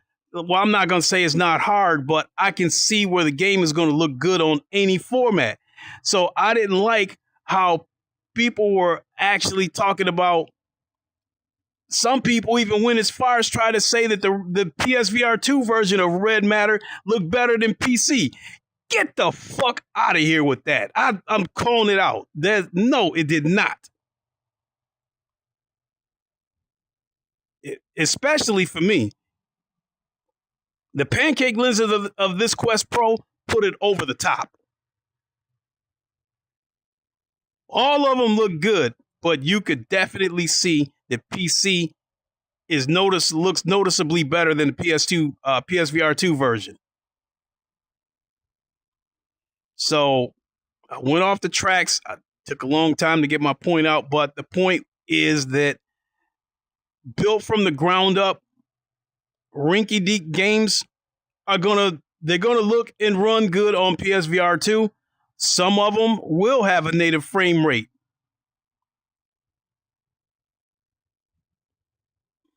But some of these demanding VR games, if they would have given ACC... Great Tantrum said, Oculus should have released some of their exclusives to PSVR 2, instead of dropping them entirely.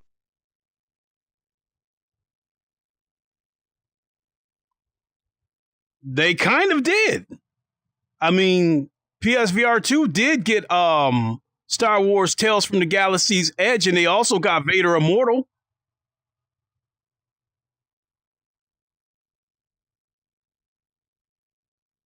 But if those games can run on Quest, they can run on PSVR 2. The question is, could a Lone Echo run on PSVR 2 with a native frame rate?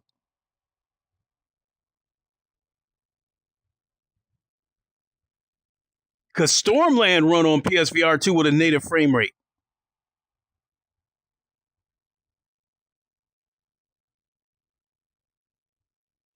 Going back to ACC F1 F124, the upcoming F124, and WRC. If any of those games came to PSVR 2, there is no doubt in my mind, though, they would not be able to run those games without the reprojection. And because of that, they may not look good.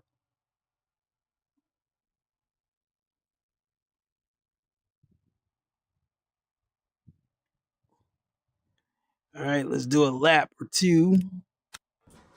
Great Tantrum said, Lone Echo would P7, work great the track on temp is PSVR 2. 88, the air temp My is PC handles 88 it and is Fahrenheit. not as powerful. Okay, rolling start. I think that's a catchy one because Base car speed is 75 miles per hour. the first time I ever played Lone Echo, the first Lone Echo, I played it on my Alienware, which had a 2070, and I was using the Oculus Rift CV1.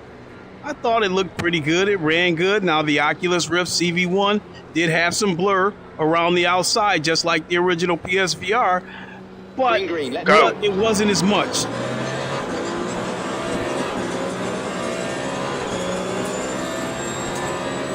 Car right side's clear. On your right, clear right.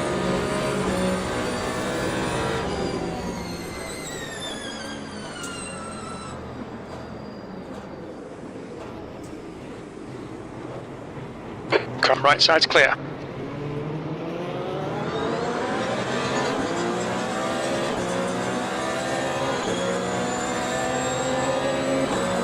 We've got a tiny bit of bodywork damage there, just ignore it. Alright, Link, let's see what we can salvage from this, mate.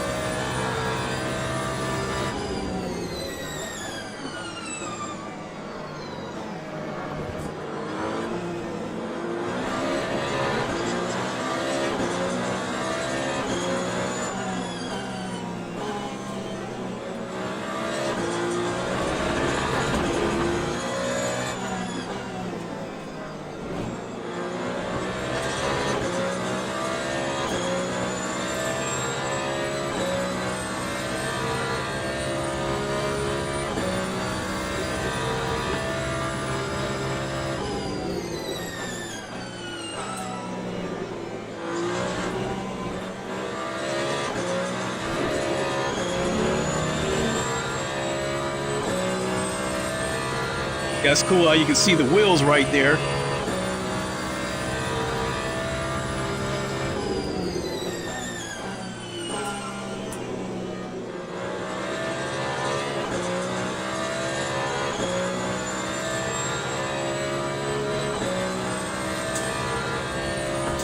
Lap 150.1. You're last.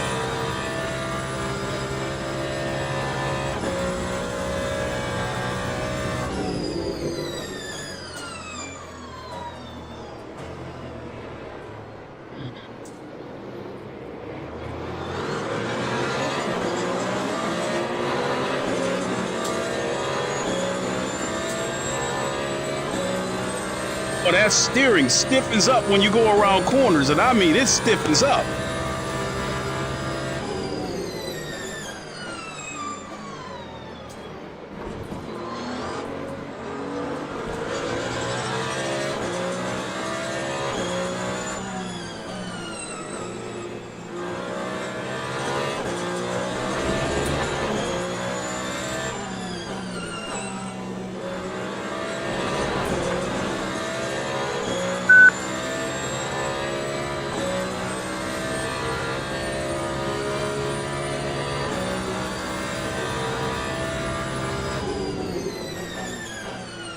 "15 minutes left, that's 15 minutes.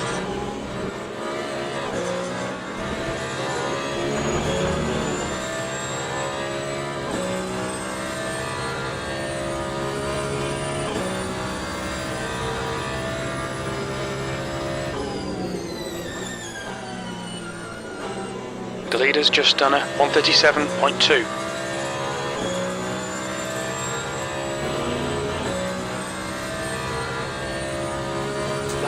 That last lap was a 140.8.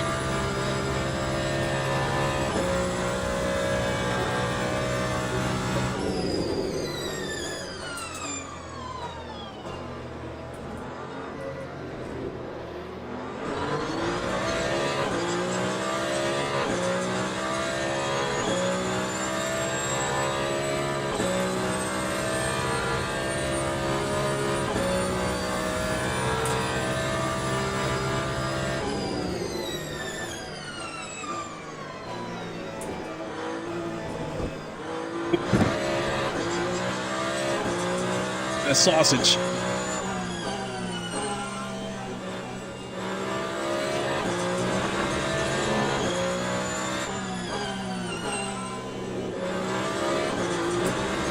The gap to Estra ahead is now 1.1. Definitely got to brake a little bit earlier with these hypercars. Your front brakes are getting a bit hot, your rear brakes are getting pretty hot.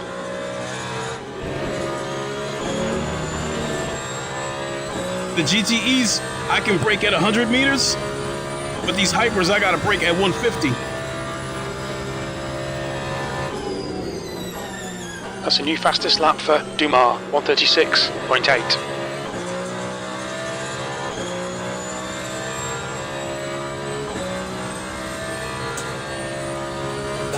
That was a 138.6. Sector 3 is 0.7 off the pace.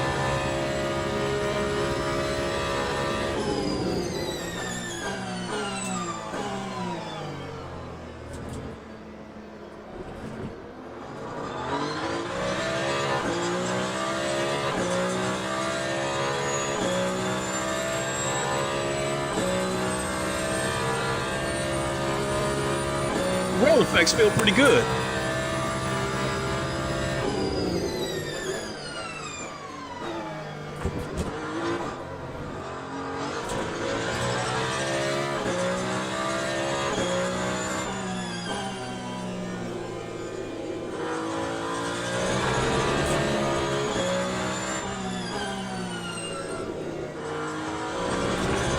The gap to Estra ahead is now 1.8. Pay attention to track limits. Please blink. Oh.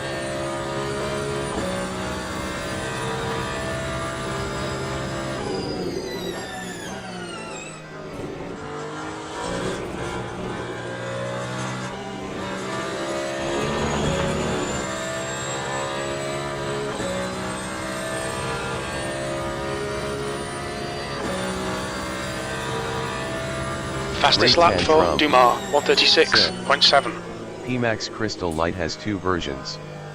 One with local dimming and the other without. Yep. You know what? And Yellow flag. I'm glad you mentioned that, Tantrum. Because there was a new development. So you've got two versions of the Crystal. You've got the Crystal Light and the Crystal Super, I guess. Crystal Super, I guess, gives you the option of swapping out panels, which like goes like up to like 57 ppp pixels per whatever. And I guess that goes, I think that costs around, can cost up to like 2,300. And I think there's like a wireless module that you can buy for that headset as well. With the Crystal Light, there's two versions that you can get. One with local dimming, one without. And the one with the local dimming, what you're going to get from it is deeper blacks. And that's something that I touched on a little while ago, that if I'm ordering the Crystal Light without the local dimming, that's not much of a loss to me. Now, this Quest Pro has dual mini LEDs, which I believe I think the Crystal Light has mini LEDs or QLEDs, whatever. So in terms of the brightness, in terms of the vivid colors, I'm still going to get the same vivid colors, I'm led to believe. I'm probably going to get I'll get a higher native resolution with the Crystal Light. But the trade-off is that I'm going to lose the blacks, because this Quest Pro has local dimming, so it's got pretty good blacks. What I'm hearing about the local dimming what people are saying is that local dimming with the original Pimax Crystal produced some blooming. So, and then my Quest 3, I think it has a single panel LCD, and it doesn't have local dimming. And so as a PC headset, my Quest Pro has a sharper picture than the Quest 3. I have more vibrant colors, and I have deeper blacks.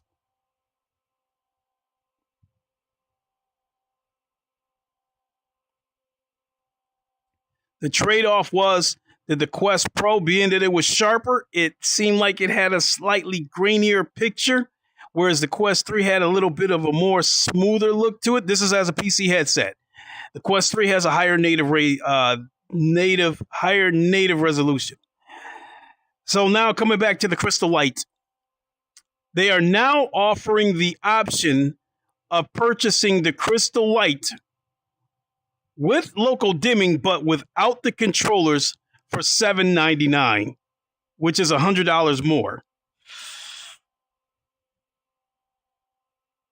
That is tempting, because I wouldn't mind being able to keep the local dimming, but when this stuff was first announced,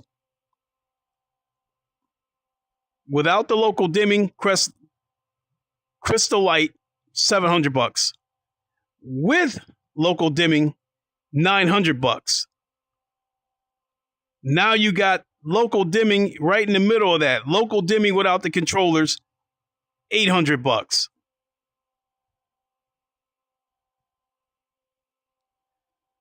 The Crystal Light, in my opinion, now according to I don't have a problem mentioning these guys. According to MRTV, Sebastian Ang and VR Flight Guy, they're saying that according to the numbers that they get back from their affiliate links, the pre-orders are selling like hotcakes for the Crystal Light. I think that's believable because the Crystal Light is going to deliver what we've been asking for. Now that pancake lenses are becoming the standard, all we want is a pure PC headset with pancake, aspheric lenses, whatever the case may be, a higher resolution, but we still want to keep the display port for performance reasons.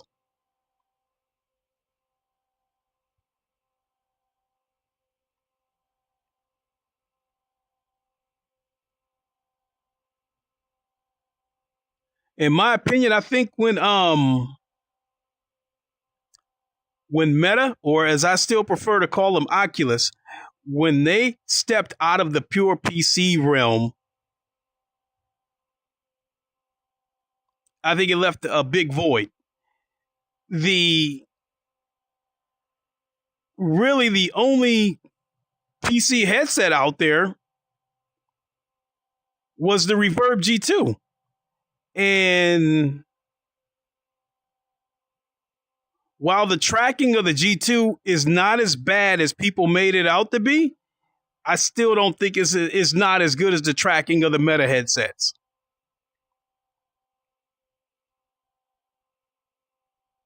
Great Tantrum said, "That's right. A native PC headset will always perform better than a streamed-based headset for PC." Right. So with the Reverb G2, it was a demanding headset to run. But once I built this 4090 to be able to handle it, along with the OpenXR toolkit, the Reverb G2, even with those older generation Fresnel lenses, it delivered the sharpness that I wanted, but it had a super small sweet spot, just like PSVR 2. And I dealt with it, but as soon as I got this Quest Pro, and the first time I sampled these pancake lenses, I went back and forth. And honestly, I felt like even with the Fresnel lenses, the sharpness of the G2 was pretty damn close to the sharpness of this Quest Pro. The difference is the pancake lenses made the entire field of view sharp, whereas with the G2, only the sweet spot was sharp. You look outside the sweet spot, it was blurry, especially if you had your resolution turned all the way down to like 2100. Outside of that sweet spot, the blur was like damn near unbearable. I had to crank the headset up to like 3500p through super sampling in order for anything outside of the sweet spot to come in clear.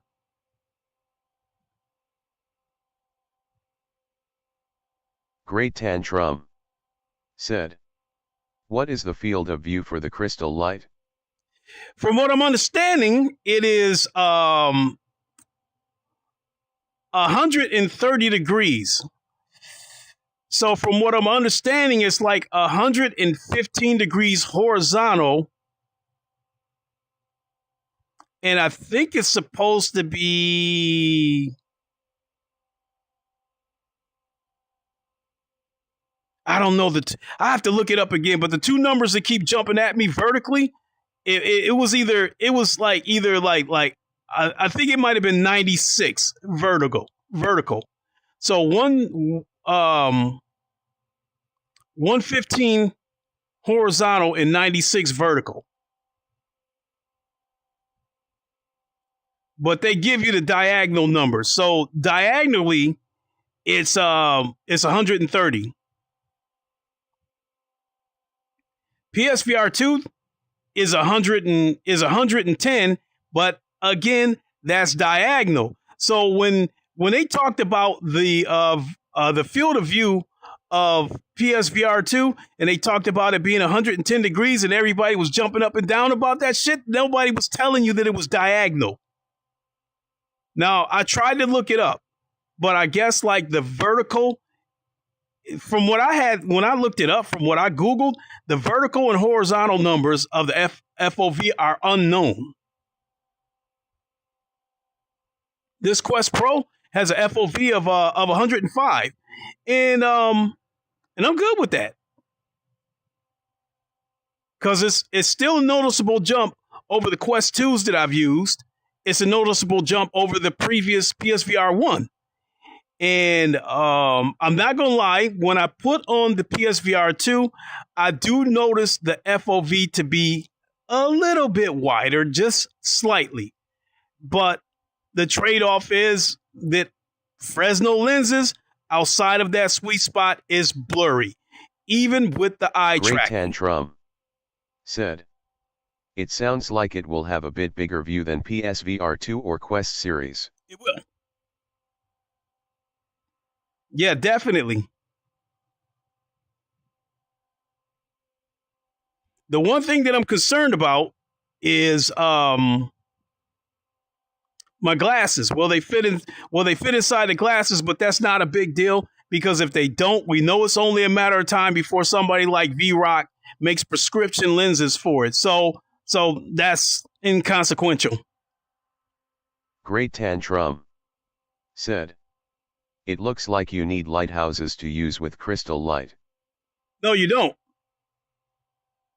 It has inside-out tracking, and it will come with Quest-looking controllers. But there is an option for you to buy a swappable faceplate that will make it base station compatible.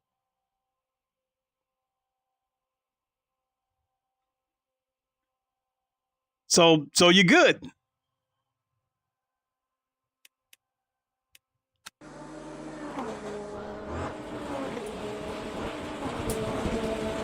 Sector 3 is green.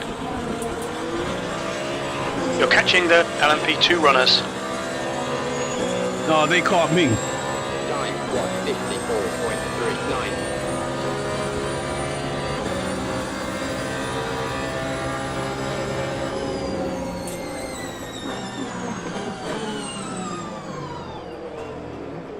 Clear right. Ooh, really? Shit, I can see his rotors glowing. Great Tantrum said, "I read it wrong. It is compatible with Lighthouse. Not that it needs it." Yeah, you can buy a swappable faceplate for it. Your right side tyres are cold. My son has a valve index, so he Clear has right. it's the base stations. So, I don't need it, but I'm still curious. Okay, link. 10 minutes to go. That's 10 minutes left. Slower car ahead. This guy's racing us for position. Don't expect a blue flag. If that faceplate, if it's like $200 or less, I'll consider buying it and connect it. I'll consider connecting it to my son's base stations. See what we get.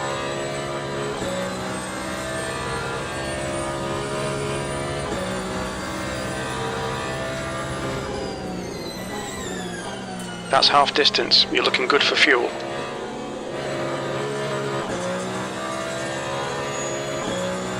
These hypercars wash out more than the GT7 cars. Time 144.35. In other words, I feel like the GTE cars. Alfonso Carter said, "What's up, Lisi?" That's half distance. Keep it neat and tidy. We still might get something out of this. How you doing? I haven't haven't really done much racing. I just been flapping my yap talking about the Pimax Crystal Light in PSVR 2.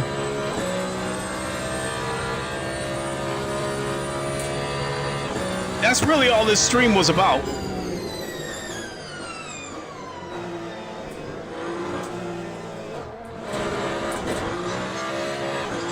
Your tire temperatures look good. Alfonso Carter said, "What's up, Lincoln Clay?" Doing pretty good. Hope you are too.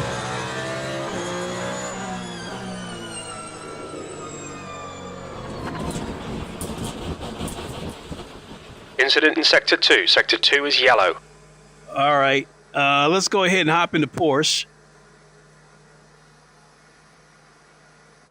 Hop in that hypercar and take it to a different track. I think we'll take it to Sebring.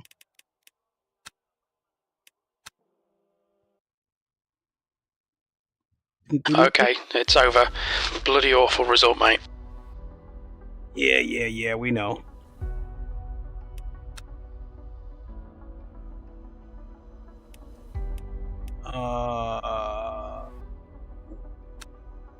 Yeah, let's take it to Alfonso Carter said, "I'm good. How are you liking this?" Oh, I love this game. I said it a long time ago, like when this game first came out. This game is going to take over as my #1 sim. So I'll put it to you like this.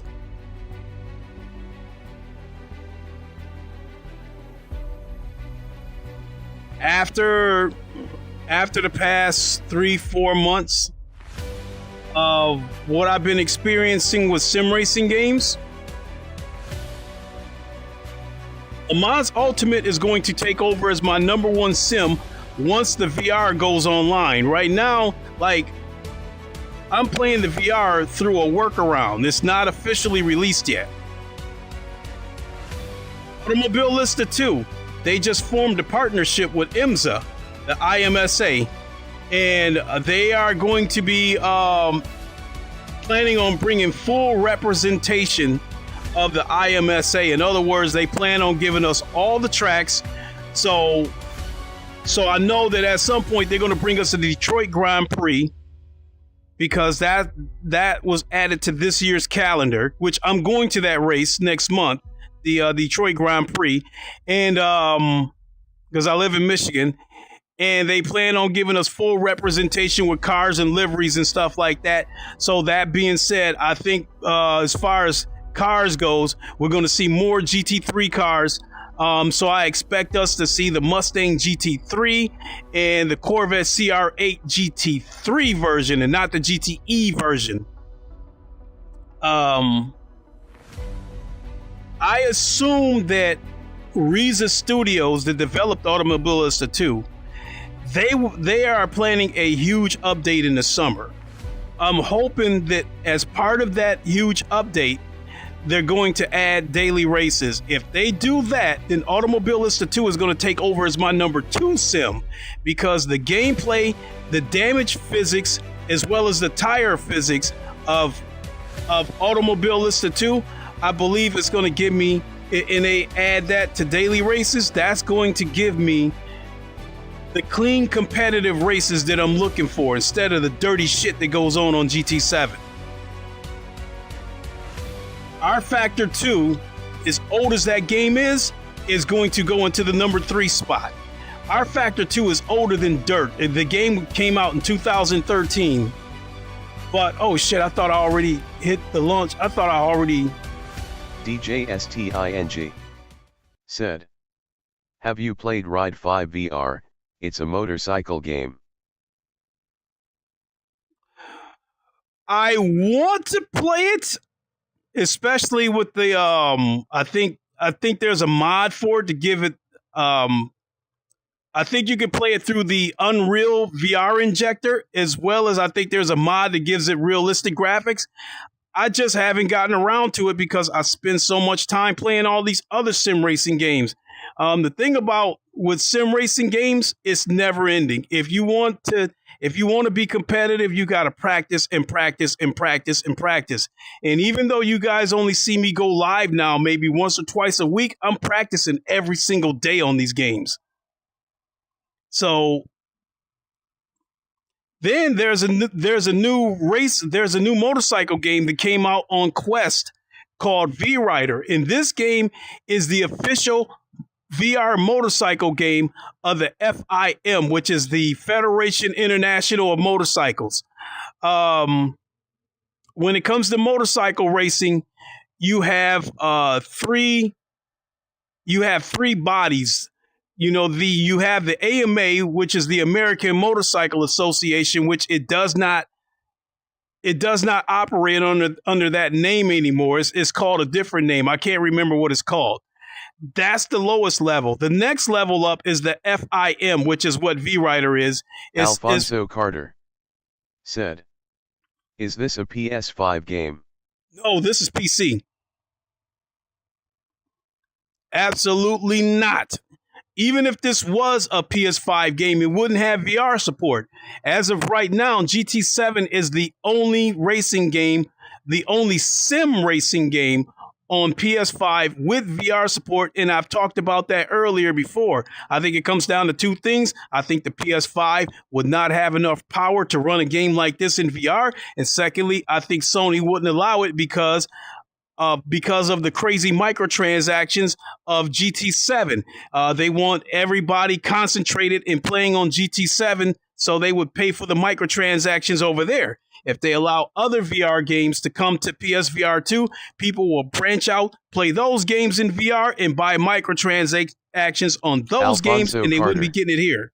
Said, okay. So, coming back to the motorcycle thing, so you got the three bodies. You got the AMA, the FIM, which is what this new V-Rider game is about, is representing all the motorcycles and tracks of the FIM. And then the highest level is MotoGP, which basically Valentino Rossi was the Lewis Hamilton of MotoGP. He's won multiple championships, and he's probably going down in history as the greatest MotoGP rider ever.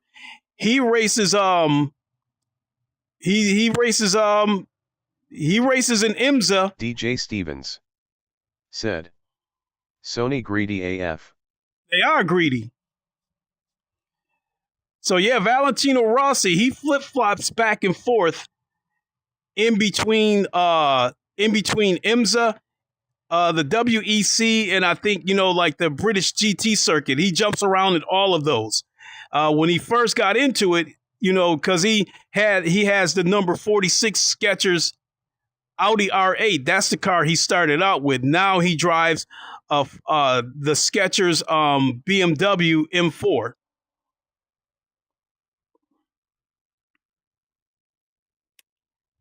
All right, let's see what we got with this Porsche.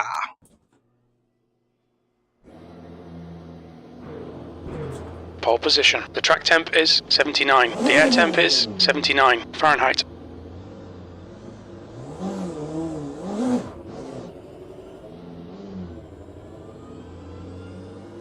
The pace car speed is 75 miles per hour.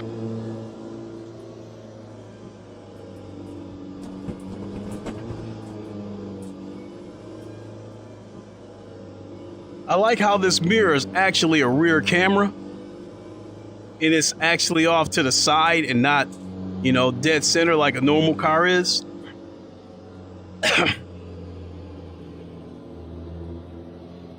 Where are the other cars at? Oh, here they come. I'm probably going to get a penalty. But I only plan on doing a couple of laps anyway.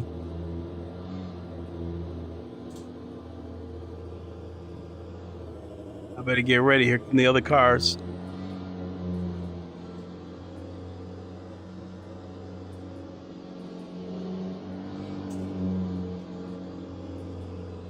Green. Floor it. You have a penalty.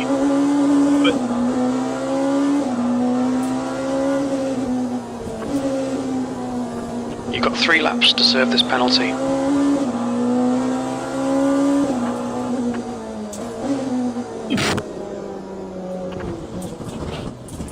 Oh shit! Yellow flag in sector 1. DJ Stevens Oh shit! You've had quite a lot of Still aero need to damage. buy this. You might need to come in and get it fixed. Building a new PC for triples.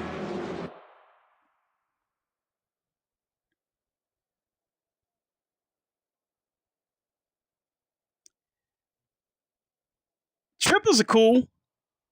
I still think that going the VR route is more immersive and is actually a little bit cheaper.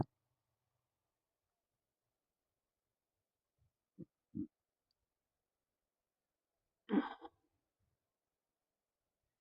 mean, if you were to put 3 TVs for triples, you could probably get away with, you know, saving some money, but then the trade-off is going to be the refresh rate. You know, because I think TVs, you know, have a refresh rate, you know, in the pretty high milliseconds. I don't know. I think like, I don't know what the numbers are, 50 milliseconds or some shit like that. Whereas like gaming monitors, a lot of them have a refresh rate of 1 millisecond. Now, if you were to buy 3 like 45-inch monitors, all of them with a 1 millisecond refresh rate. And then they, well, I think response time is what I meant to say, not refresh rate. Response time, 1 millisecond, and the refresh rate of DJ Stevens said, already having issues racing with the headset. The VR headset is going to kill my neck. Okay. Well, I've been doing it for years. That's really the only way I can race.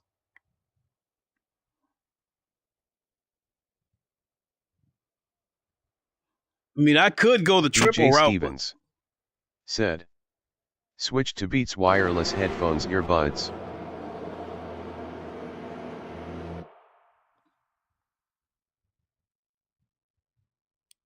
I mean, I could go that route. I mean, because wearing earbuds, it does make the sound so much better. I mean, the integrated audio of this headset isn't bad, but you know, wearing earbuds, you're gonna get more bass and more rich sound. But with the Crystal Light, it does have its own integrated audio with, you know, speakers that hang over your ear just like the Reverb G2. So I expect the audio to actually be pretty good.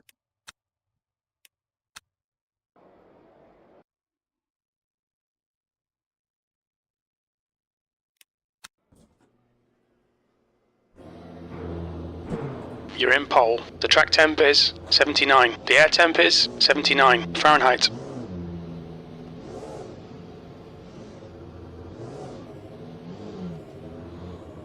The pace car speed is 75 miles per hour.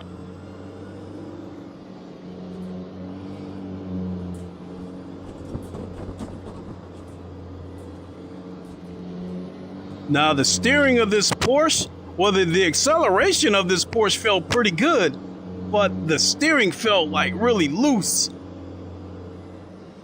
And then I'm driving this on, which I feel is a technical track. I think this would be a great car for Circuit de la Sarthe, though.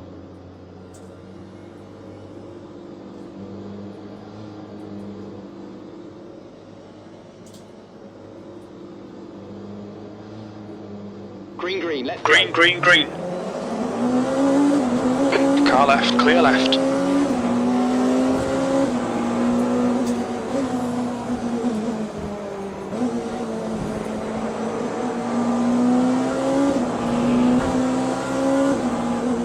Clear left. Said, and pink waving. Said, hello there. How's it going?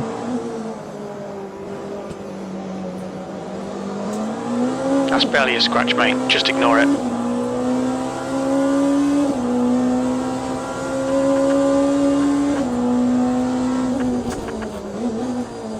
Come on, Link. Forget the start. Just get stuck in, mate.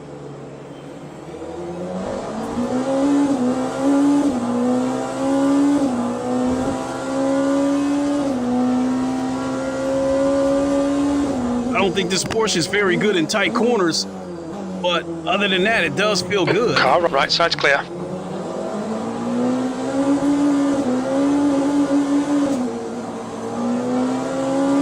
Left side, clear left. Clear left.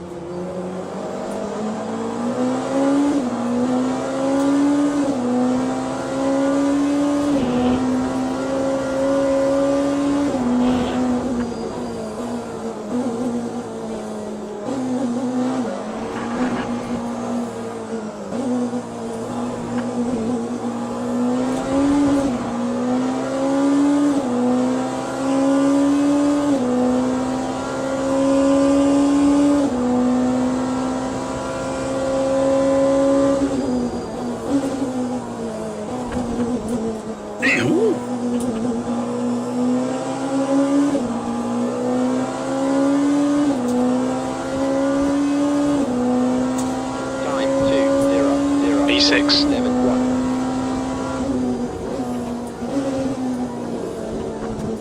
Oh shit.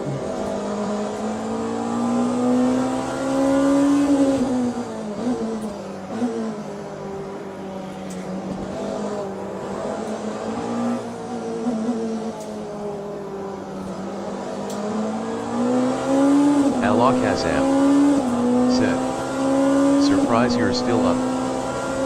Oh, I don't gotta work tomorrow, so I like shit.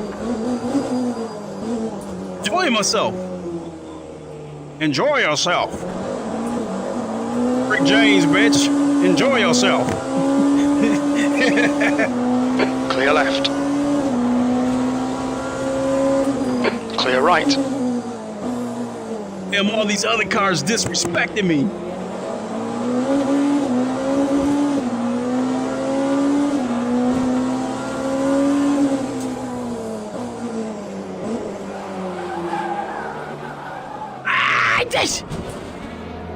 Sector 2 is now yellow.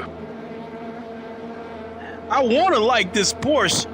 The acceleration is pretty good, but it is not good in tight corners.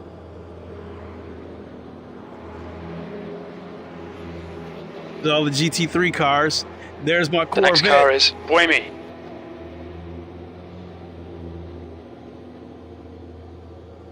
Yeah, I'm ready to jump back in one of the GT3 cars, GTEs.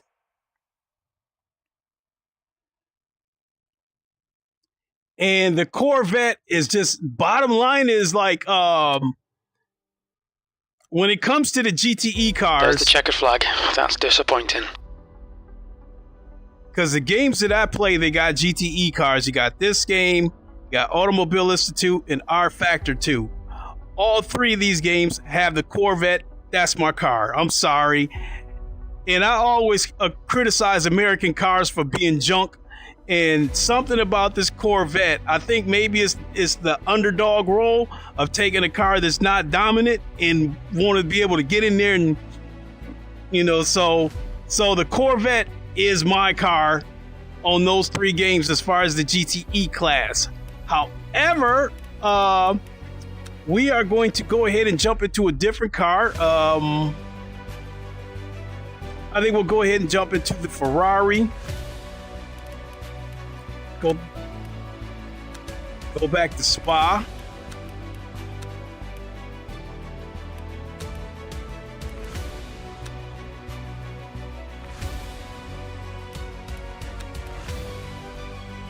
All right.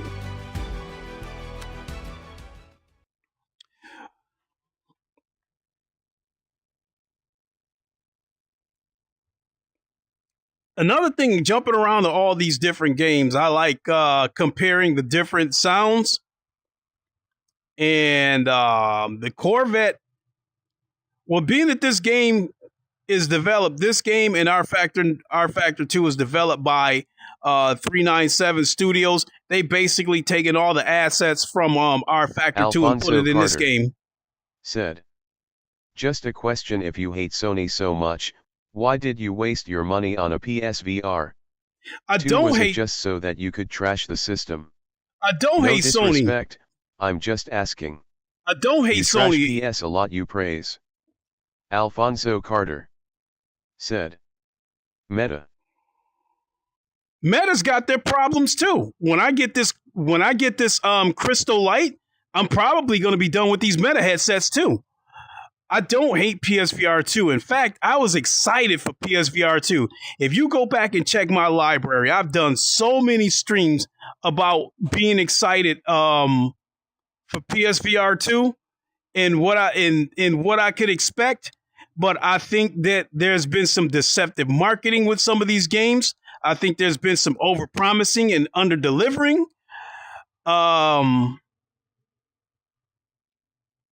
The reprojection is something that I have not been a fan of. Basically, reprojection is blur.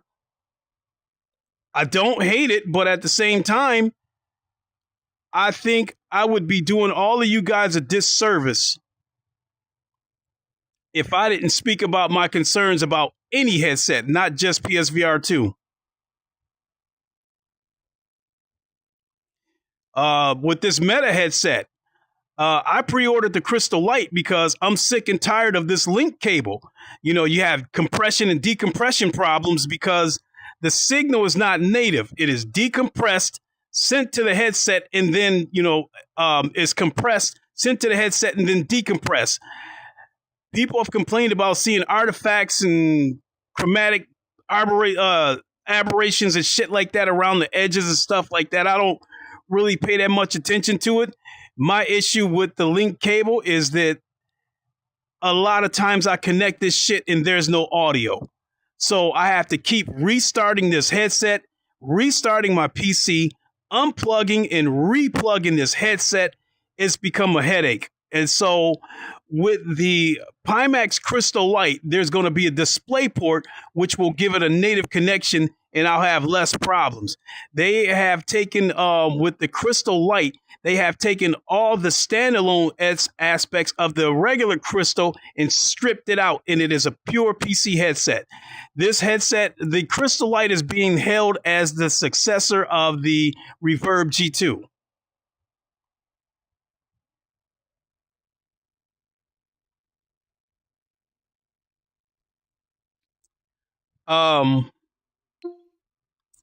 And also, if you pay attention to a lot of my content, I've only recently, in the last couple of weeks, started expressing my concerns about PSVR 2.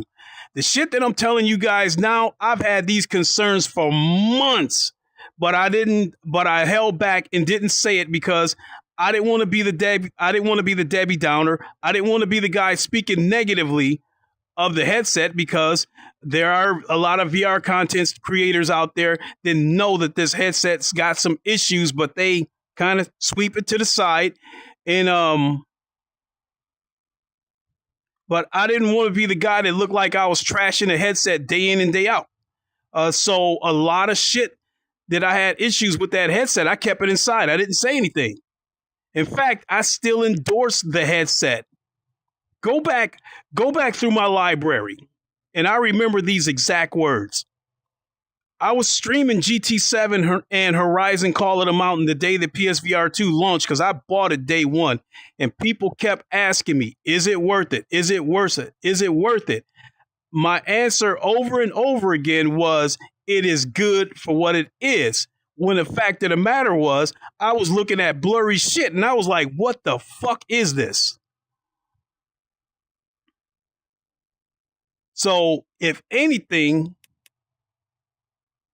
if anyone comes back to me and says, hey, months ago, you said this was a great headset, you said I should buy it, or yada, yada, yada, I'm not going to say that I didn't. But if they came at me like that and was like, look, I bought this headset on your recommendation, I'm not happy with it, hey, I would take that criticism.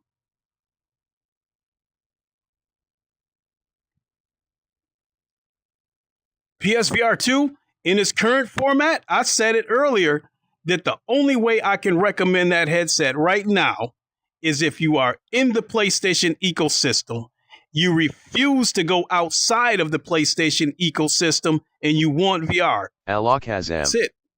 Said, don't understand why people get bent out of shape because someone doesn't worship Sony just because it's Sony. Thank you, Alakazam. PSVR 2 has a lot of issues. I just got PSVR 2 few days ago and Quest looks better. Thank you, Alakazam. Thank you so much. I've also said that too, That's another reason why I held back giving my honest opinion about PlayStation VR 2 or PS5 for that matter. The fanboys, the PlayStation fanboys are just as toxic as the Xbox fanboys. Because I said it before, if you dare say something about the mighty PlayStation and you say something where you don't like one of their games, if you don't like Forspoken or you don't like Final Fantasy or something like that, you're some kind of ist. You're some kind of misogynist. You're some kind of feminist. You're some kind of racist. You're some kind of sexist. You're some kind of leftist. You cannot give an opinion about disliking, not liking something about PlayStation. You can say you don't like Xbox all day and you'll hear crickets. Nobody will jump in here and criticize you, especially from the PlayStation side. But if you dare say something about the mighty Sony, then you're going to get attacked. How dare you say something about PlayStation? The headset, PlayStation VR, is not perfect. If the shit was where it's supposed to be, Sony wouldn't have to make this move and put the headset on PC. In my opinion, they are moving PlayStation VR to PC because they have a warehouse full of headsets that they can't get rid of. So they're opening this shit up and letting the PC people buy it so they can try to clear out that inventory. I somewhat believe that Bloomberg report that production has been halted because the headset isn't selling. Sony was braggadocious when the headset first came out. When they reached 600,000 headsets, I think over a 10-week time. And they talked about the percentage increase versus the original PSVR 2, the original PSVR during the same launch period. We haven't heard a peep about sales since. We haven't heard a thing about any first-party games coming to PSVR 2 this year. Last year, we got GT7, we got Resident Evil 8, or Resident Evil Village, and the Resident Evil 4 remake. I don't count Synapse because I think that's a timed exclusive. Right now, it's only exclusive on PSVR 2, but I think after the exclusivity period is up, it will come to PC, and it probably will come to Quest 2.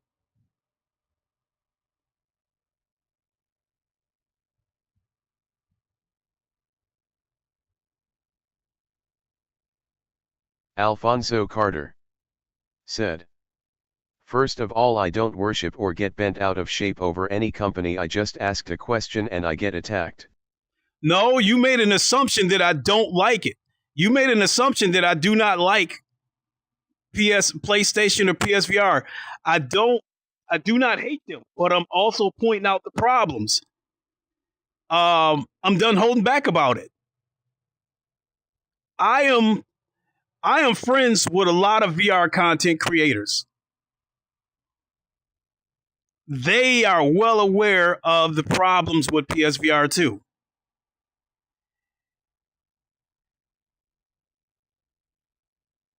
I also held back on PSVR 2 because I didn't want to put myself in a situation where maybe some of my VR friends have to keep their distance from me because maybe I'm being too negative. Because I've appeared on some of their shows before and stuff like that in the past. Alfonso Carter said, "So whoever your chat member is."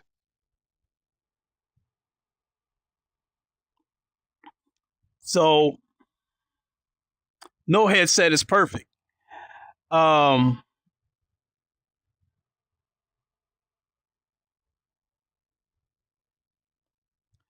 I just got animated because of some of the disingenuous marketing coming from the headset.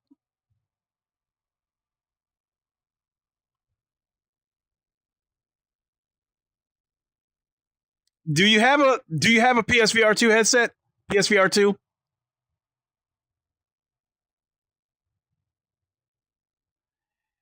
If you have a PSVR 2 headset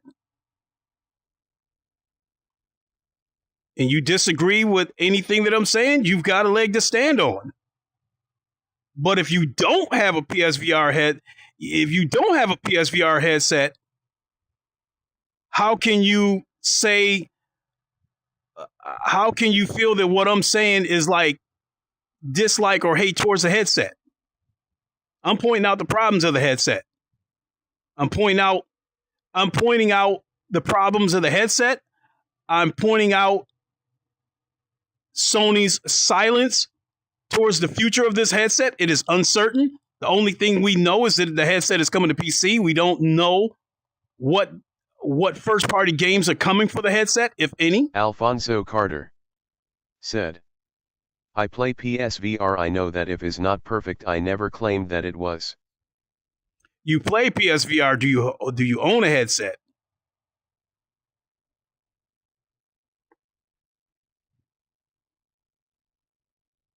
Because if you say you play PSVR, that's a pretty wide statement. I don't know if that means you own a headset. I don't know if that means you borrowed a headset from someone. I don't know if that means you've been over to someone's place and tried it over there. If you own a headset,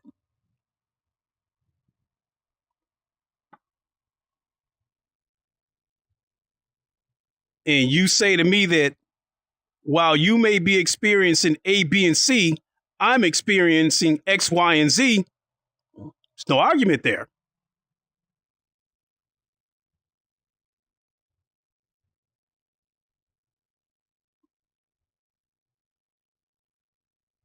But if you don't own the headset Alfonso and you haven't, Carter said, yes, I do. Own the headset. Alakazam said, the statement I made wasn't towards you, but it's not fair. You can't say something about PSVR 2 and people get upset. I like meta way more, and it shouldn't be an issue with anyone saying that. Alfonso Carter said, I asked you to play with me. What game did you ask me to play?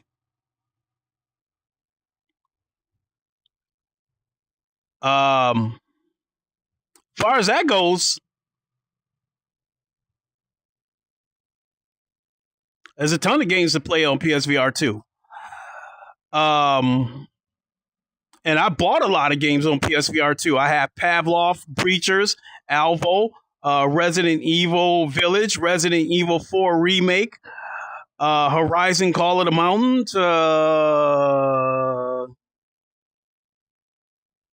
the Tetris Effect, along with my library from the original PSVR. I've got a lot of games on the headset.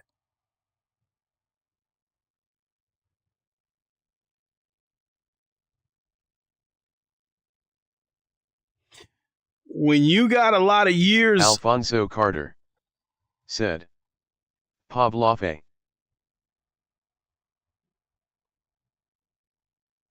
Okay.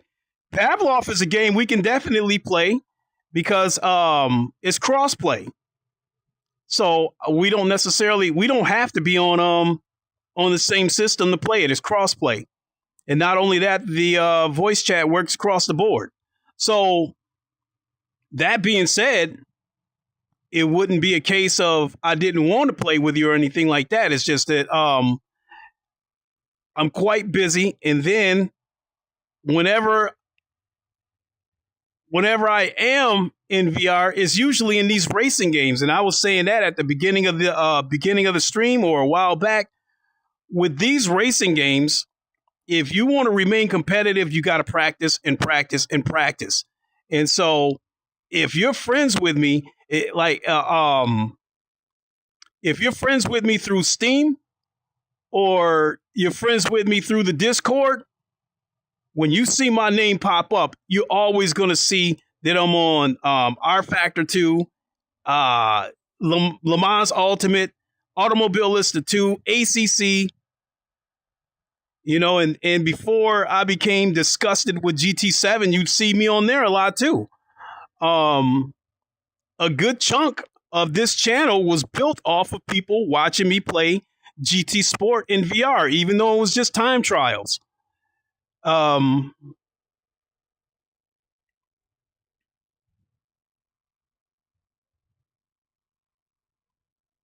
Alfonso Carter said, "We talked about playing games. I sent you my gamer tag. You never added me." Did you send a message with it and say, hey, this is Alfonso?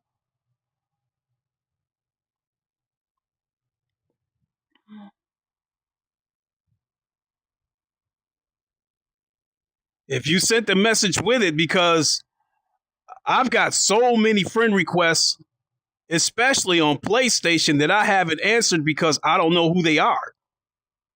And I don't want to run the risk of getting hacked. I don't know how well, what's the word I'm looking for? I don't know how well their protection is on PSN, but I've seen it happen before on the Xbox side. I received a message on Xbox before, and it was from one of my friends. And I opened the message up, and it says, this message is to let you know that so-and-so's, Xbox account has been hacked. And I'm sending this message to you to let you know that if he wants his account back, that he's got to pay like $200, yada, yada, yada. And I was like, whoa. So somebody sent me a ransom note on Xbox to send back to one of my friends to let them know their account got hacked. And if they want it back, they got to pay $200. I've seen my son got hacked on Discord. My son is 17 years old. About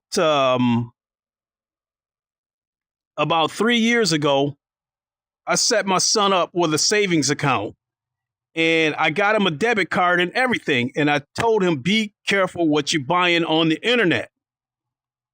He went and purchased some kind of membership on Discord. It might have been the Nitro membership or whatever that shit may be. And then next thing you know, every 15 minutes, $5 was being taken from his account. And he called me up and said, money keeps getting taken out of my account. And he tried to stop it through the Discord, and it wouldn't stop. So I had to jump on my phone. I had to go to the credit union app and then deactivate the card from within the app to stop the transactions from happening. I've also had 4 or 5 of my friends get hacked. One of my friends who lives in New York sent me a message and called me mate. That's a word that Europeans use. Hey, mate. I hit him up and said, yo, man, I think you got hacked. And he said, yeah, I got hacked about a couple weeks ago. So all that being said, in fact, only Ham knows about this, but I'll tell you guys this. About 4 months ago, I got a message in Discord from someone. Alfonso Carter said, "Yes, I did actually. I wouldn't hack you. LOL, grinning, squinting face." No, I know you wouldn't hack me, but what I'm saying is that if you would have sent the message and say, hey, this is Alfonso or something, I would have accepted it. But if you just send a friend request, no, like I said, I got a list this long of people who send me friend requests with on PlayStation, on PSN, but I haven't answered them because I don't know who they are. I don't they didn't send a message and say yada yada yada. I've said that in the past too, that when people say Alfonso Carter said that was a scam. Mm-hmm. So I received a message from someone about 4 months ago saying that they were a representative of Pimax, and they were asking me questions about what do I like about VR, what kind of setup do I have right now as far as sim racing goes, and they were saying that they'd like to get my input and possibly see about sending me a review unit. I didn't trust it. I talked to Ham because Ham has been in contact with Pimax representatives, and he was sent a headset for review. So I wanted to check with him and said, hey, this person claiming to be from Pimax contacted me. Does this look like somebody you know? So he looked into it and he said that that might be their American representative, but he's not sure. So that message sat for 4 months and I did not answer it. I finally answered it. And I haven't heard back yet. And I'm still apprehensive about it because even if this person who's a Pimax representative, even if they're real, if they send me something and like, look, we're going to send you this package, we need you to download it and stuff like that so we can get you set up for commission, yada, yada, yada, I won't accept it.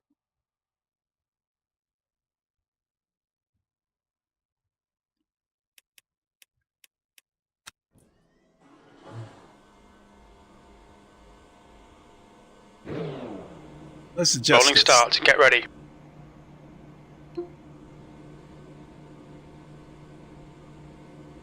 Oh, that's too low. The base car speed is 75 miles per hour.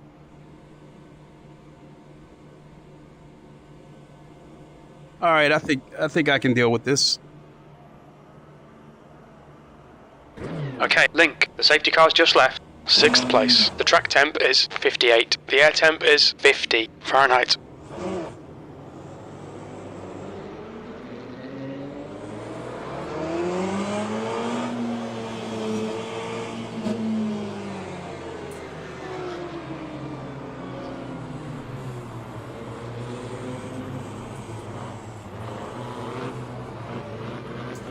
That force feedback feels much, much better.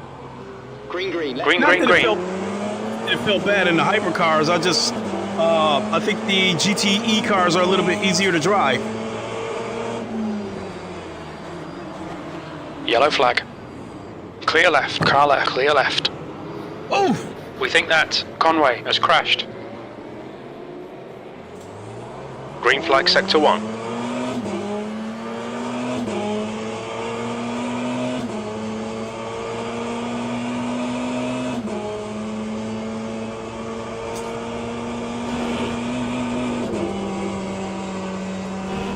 Not a good start, but it'll get better. Oh, we Incident in sector 1, yellow flag. got caught up in that pile at the beginning. We think that Ride has binned it. Green flag, sector 1.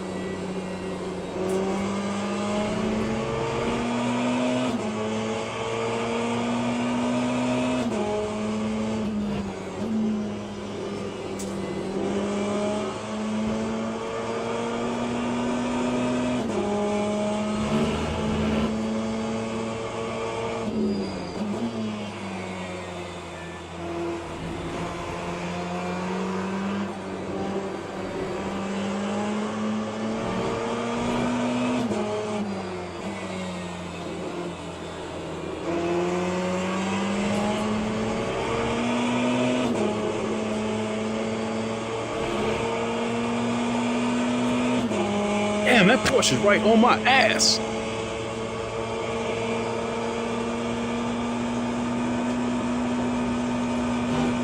Alfonso Carter said, I'll resend you a friend request with a message. Okay, cool. Two new Clear maps. right. Oh shit, that Corvette disrespected me too.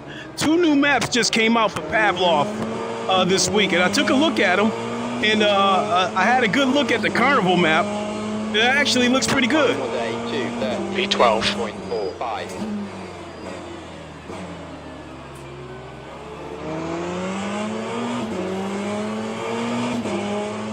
But if you want to play Pavlov with me, be careful what you wish for, because my son is a beast at Pavlov, and he might want to join us. All right, Link, 15 minutes left. That's 15 minutes.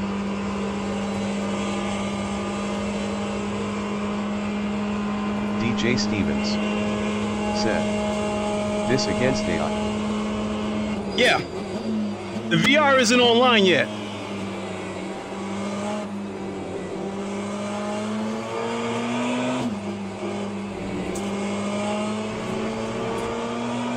Actually, DJ, it's been a little more enjoyable doing single races lately.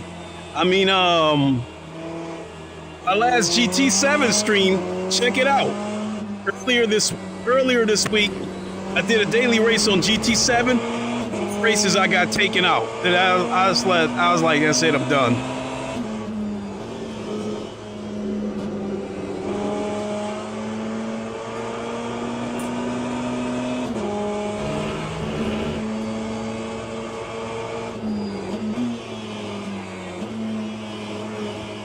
Great Tantrum said, "He can pick an eye off a squirrel at 100 yards. Where did he learn that? In the Marines." What I think kids, when it comes to video games, I think kids just have a natural gift. We've been warned about track limits. I think they just naturally have better hand-eye coordination. Because I know that, you know, when I was like 17, Alfonso 18 years Carter old. said, "I hear you when you talk about all the dirty racers on GT. Is that the only place online where that happens?" No, there's a lot of bullshit that happens on all racing games. Come on, Link, keep pushing. We might get him back. Let me pull over. The guy in front is Wainwright. Incident in Sector 3. Sector 3 is yellow. Here, let me pull over for a second. So, there's bullshit that goes on across all racing games. I just feel that it's the worst on GT7 and Forza. For the most part, I quit playing Forza maybe 5-6 years ago because for a while, Forza Motorsport 7 had the dirtiest racing community I ever seen in my life. These guys are so dirty that if you're in... DJ Stevens said, "Every sim got dummies." Yeah, and see, there's a difference between dummies and dirty racing. Dummies do ill-advised shit. Dirty racers are intentional, and that's why I quit. And that's why I quit fucking with GT7. The stuff that happens on GT7 is intentional. The stuff that happens on Forza is intentional. The stuff that happens on like ACC, iRacing, and even this game is dummies. This is people that take ill-advised chances. They're trying to pass you on a corner on a snake curve like this that moves like this. That's not a smart move because both of us are going to get wiped out. The smart thing to do is to stay behind that person and then try to set yourself up to take him on the straights. That's what the dummies do on ACC, iRacing, and the other games. On GT7, we're looking straight ahead at that corner. The Graybeard Gamer said, "Sup fam." Sup, Graybeard? Alfonso Carter said, "Even if I get beat up, it's nice to have somebody to play with." Like, with GT7 and stuff like that, I'll still do private races with friends. But as far as like daily races, I'm pretty much done with those. I just cannot deal with the dirty racing. Graybeard, I hope you still plan on meeting me at the Detroit Grand Prix next month, because I am still going. But take this track, for instance, Alfonso. On GT7, when we get to that corner, there are guys who will zero in on you with the intentions of knocking you off the track right at that corner. If you play GT7, you know that they have driver ratings. They got E, D, C, B, A. E is the bottom, A is the top. The E drivers are no problem because these are the beginners. They don't know what they're doing. I'm a B-class driver, so in all likelihood, I'll never be in the race with E-class drivers. The D-class drivers are the people that's trying to learn. The C-class is where things start to get a little bit gray, because now you've got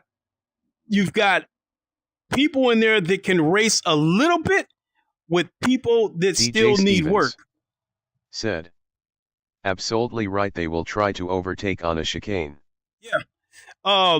So in the C class of GT7, in my opinion, you have a mixture of people that's using a wheelbase like I have here, and you have people that are using controllers like this. There's a mixture of it. I'm usually faster than those guys. That's not the problem. The problem is when you get into the B class.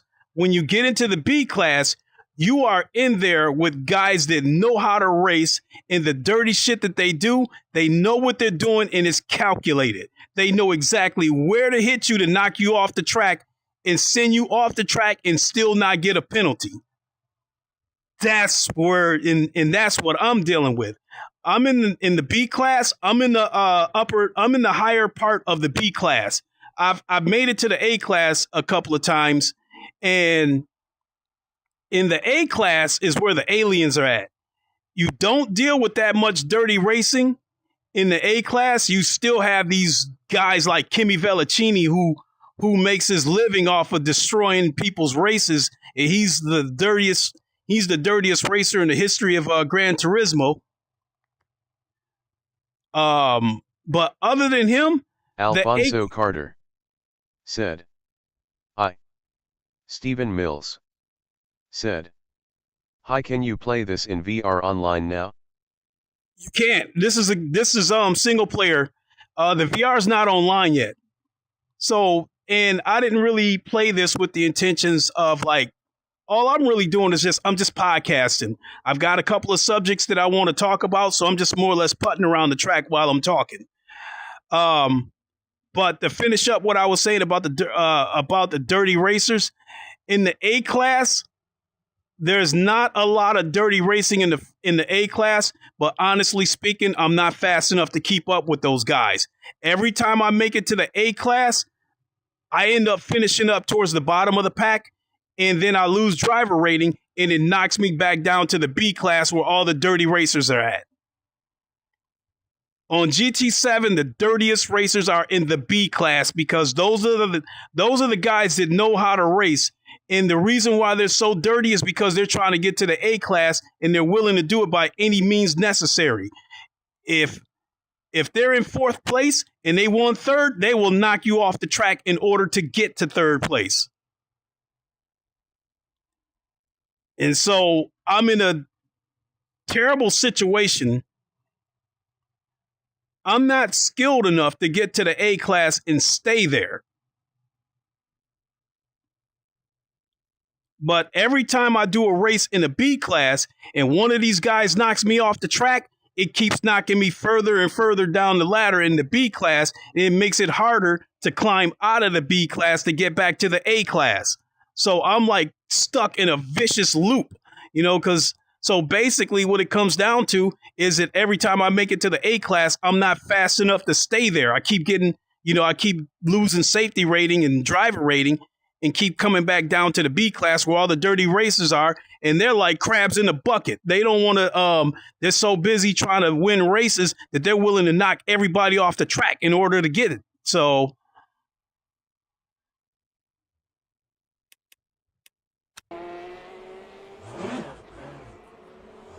green flag in sector 3. So all that being said, Time 2:32. That's last. 8. So my criticism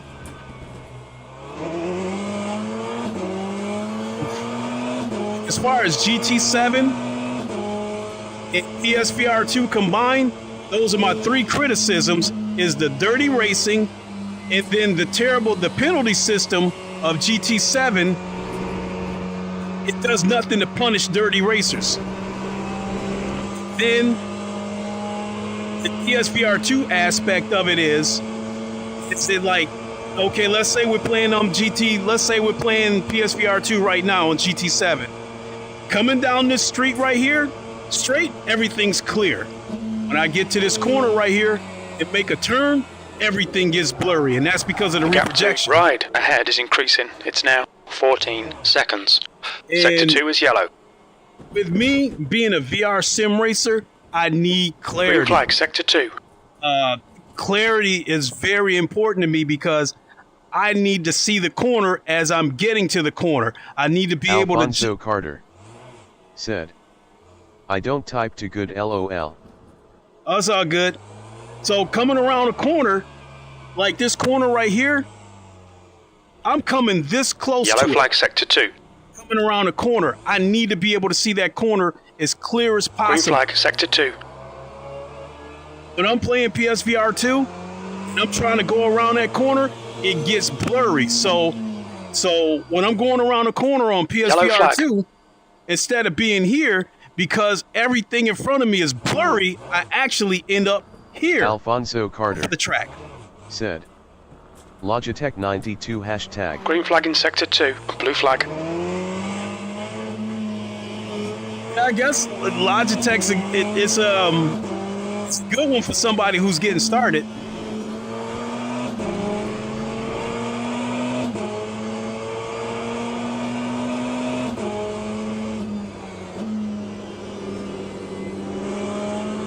Blue flag.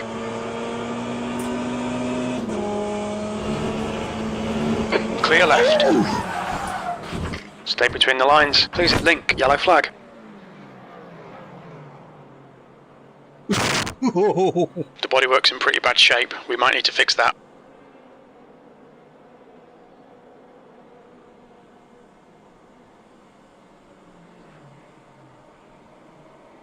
That is what 20 Newton meters of torque will do to you.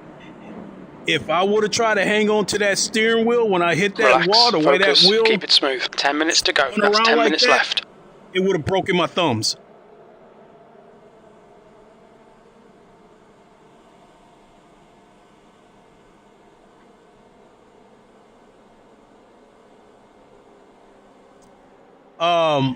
When these high-end wheelbases became a thing, there was a challenge. I think they called it the no release challenge. And that's half distance. The fuel's okay. What people were doing would drive full speed into a wall and slam into that wall and then hang on to the wheel to see if they could keep it from whipping around. And some people came out on the bad end of those challenges and got their wrist broken.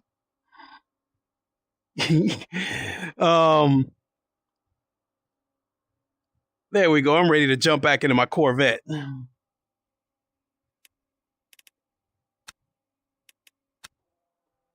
This Ferrari's... Alfonso Carter. There's the checkered flag. Shit day, mate. Let's just pack up and go home.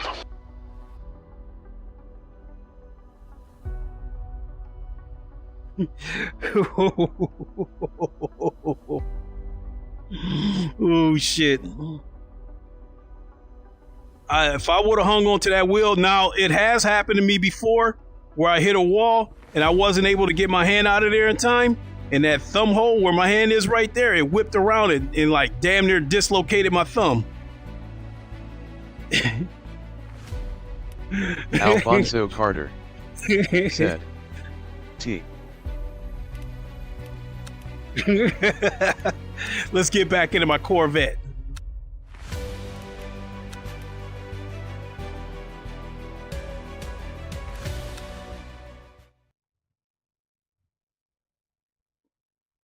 Great Tantrum said, is there videos of people breaking their hands with these?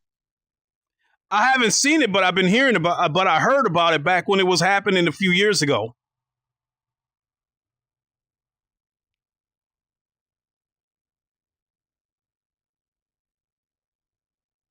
I can't remember what it's called, the no release challenge or 20 Newton meter torque challenge or some shit like that. I know that you can look it up because I know there's videos out there of it.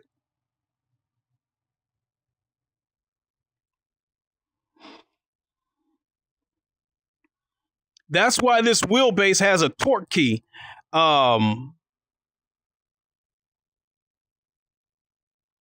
It has a torque key. It basically looks like a small adapter. It looks like a it looks like a mini USB adapter that you plug into the back of this base. And what it does is, this wheelbase is 20 Newton meters. If you take that key out, it only goes up to 8 Newton meters. But if you put, said 100% force feedback challenge. Yeah. Check it out. DJ Stevens said, that sounds like torture and messing up your equipment for no reason. I don't think it does anything to your equipment. If anything, you run the risk of getting your hands or your wrist broken. I mean, you've seen how violently that wheel snapped around. If I would have hung on to that wheel, I probably, like I said, I probably could have got my thumb dislocated, or worse yet, I could have got my wrist broken. That's why some people with these high-end bases have that emergency stop. So when the wheel starts going crazy like this, they can just hit that red button and just hit the emergency stop. In my case, I don't have an emergency stop. So if the wheel goes crazy, I'll just, grab the keyboard and highlight the game and close it.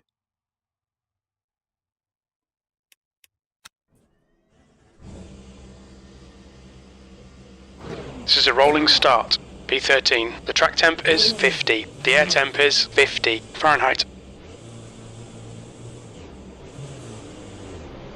Great Tantrum said, real race cars Race car speed is 75 miles per hour. From what I had read, a real life car that you drive has about 6 or 7 Newton meters of torque, and a real life racing car has about, I think, like 27, 28 Newton meters. Its wheelbase is 20.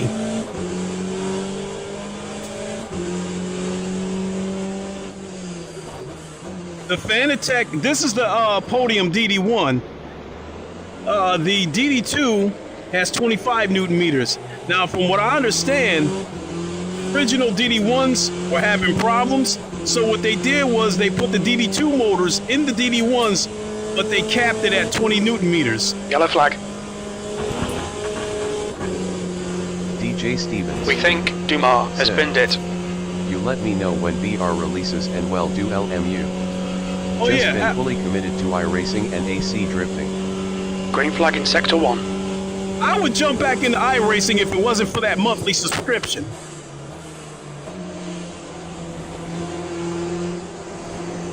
Alfonso Carter said, I'm blind in one eye, but I have a prescription lenses for my PSVR 2. Tiny bit of aero damage, just ignore it. Well, diabetes has made my vision inconsistent. When I have those moments where I eat a lot of carbs for like 3-4 days, my vision will get blurry, and then basically I have to work out and burn up some of those carbs to kind of. Jay Stevens said, got 2 years for $80. I did a iRacing subscription. I had caught it on sale. It was like $40 for the whole year, but once it ran out, I was done with it. Right side's clear. And honestly, I was a little bit Yellow flag, keep your wits about you, mate. to put things into more perspective, I was being prejudiced against iRacing because I was stuck on ACC and nothing else. ACC was burned into my head. New racing game come out. I don't give a shit. It's not ACC. I tried iRacing. Game looks old to me. It ain't ACC. Cars are too bouncy. It ain't ACC. I don't like it. honestly, looking back at it, I feel about ACC as far as the VR goes. I feel about ACC what I feel about R Factor 2.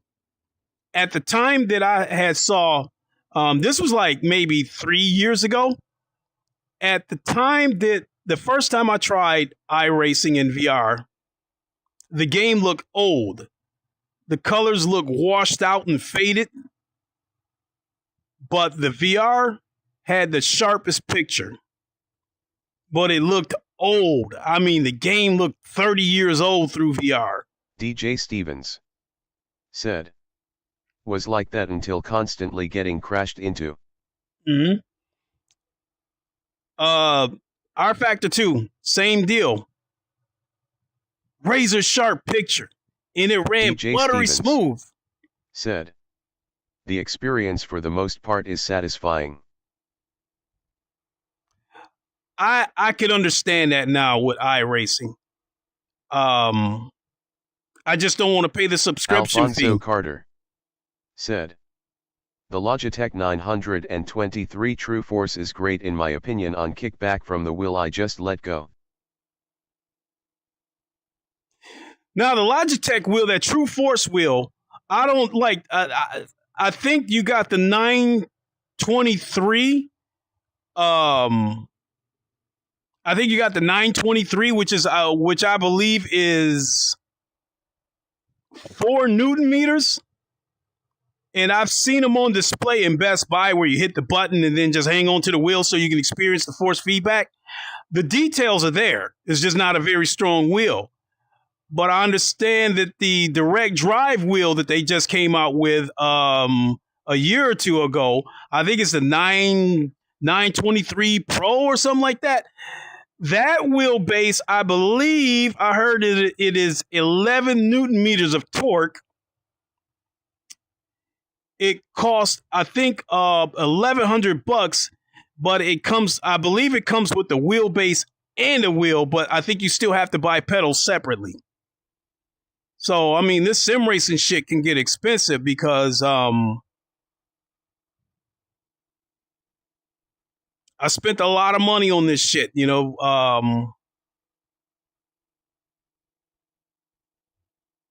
I've gotten into that before too. This rig was $900. This wheelbase was $1,200. This Formula wheels like $370. The pedals $370. And then I've got another wheel and another set of pedals. I bought other wheelbases before, CSL Elite. And sim DJ racing. Stevens said, wheels be like $3 grand alone. Sector 3 is now clear. Yeah. Sim racing to get equipment that you feel would make you competitive, it's a rabbit hole.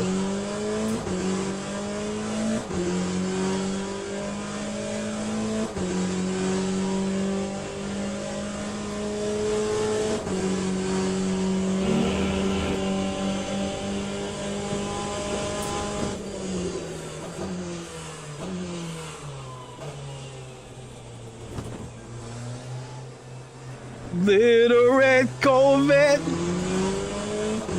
baby, you're much too fast. Yes, you are. 15 minutes left. You're running last. Guess I should have known by the way she parked the car Gone out of track limits. Keep it between the lines. It wouldn't last.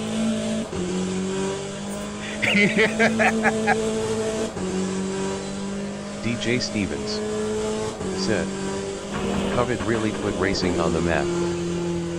Okay, Link, the next car is Ride. Yeah.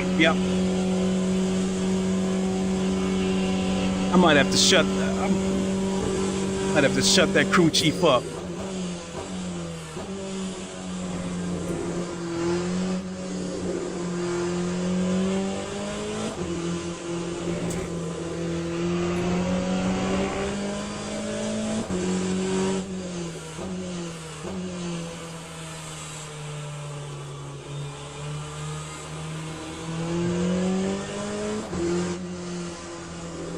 with these sim racing games, I think every game has something that it does really good.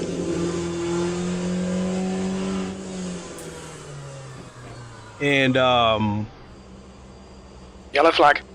whether it's like cars, you know, yeah, like this car for instance.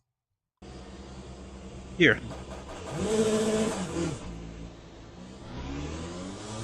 Sector 2 is clear. Shit. I've lost the inside of the I lost the outside Alfonso of it. Carter said, I know that it can. I have the whole setup plus a lift kit. Actually, Yellow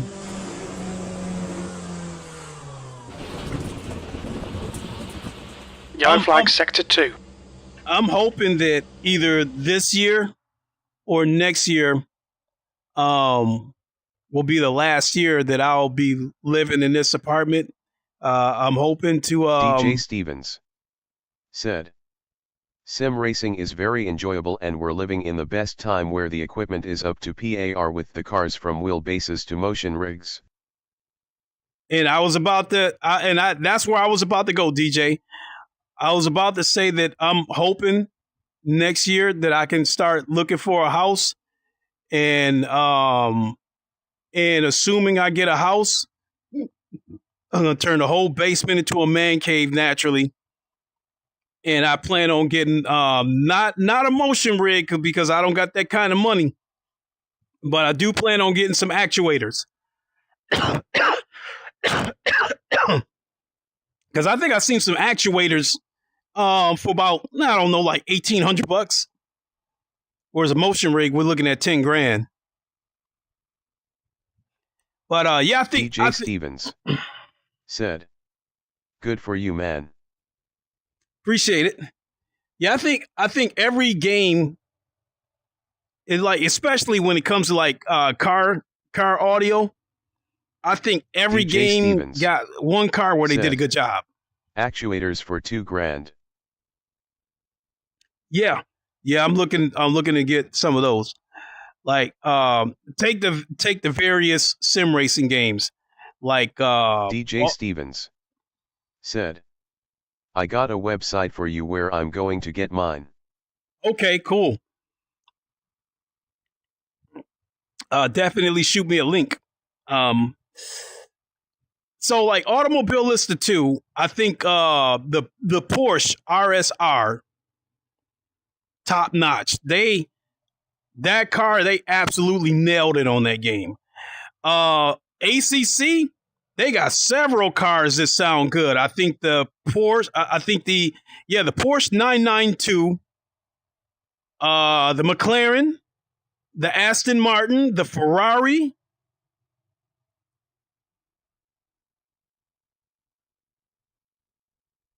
And even the Lexus, I think those cars sound amazing on ACC. I saw a video of it, but I think the AMG on Race Room, the AMG GT3, they might have the best sounding AMG. R Factor 2, as far as the cars that I've driven, I think, again, the Porsche. Alfonso Carter said, actuators. Yep. R Factor 2, the 911 RSR sounds almost as good as AMS2. This car right here, the Corvette, I think it sounds better on AMS2 than it does on this game. Let's see here.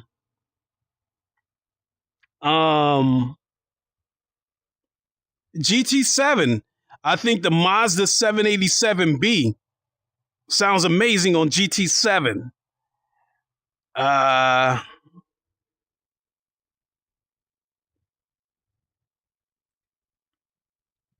And then another small detail that I like about GT7 is when you're racing in like the GT cars and you see the rear diffuser scrape on the ground, the sparks that you see coming from the cars on GT7, that right there, and then you see it in VR, that's mind-blowing.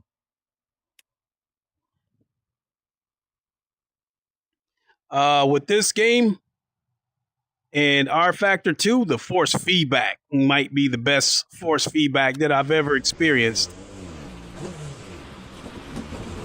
Green flag, sector 2. Although I do think that the force feedback on R Factor 2, it feels good and I love it, but I think it can also be violent.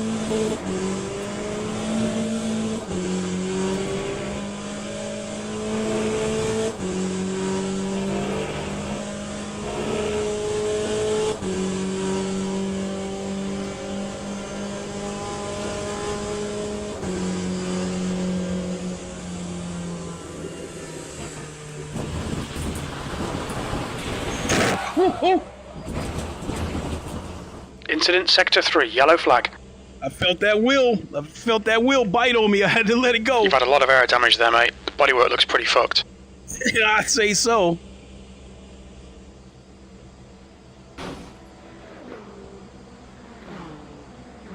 Damn, look how fast DJSTING said, "We need you in a full rig."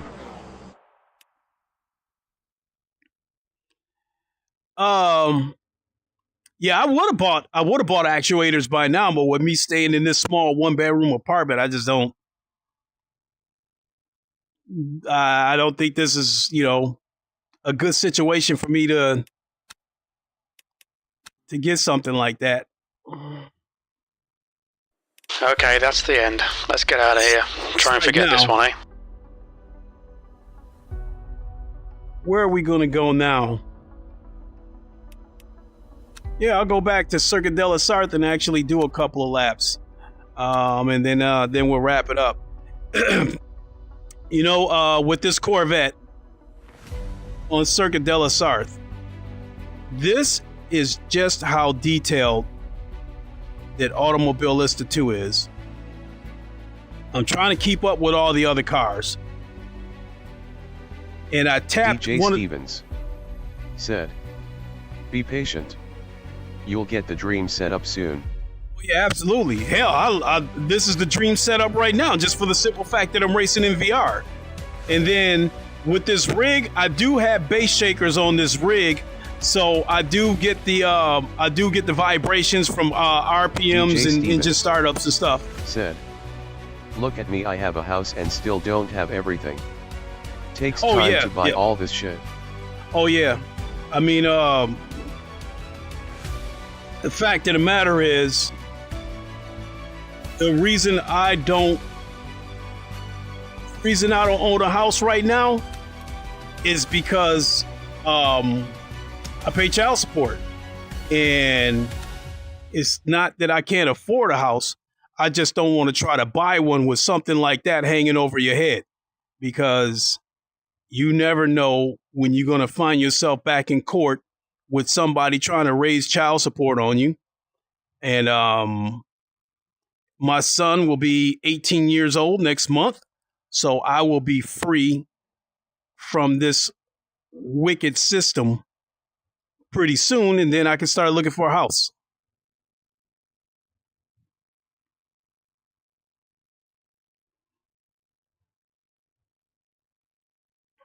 So yeah, if it wasn't for that, I would have bought a house years ago.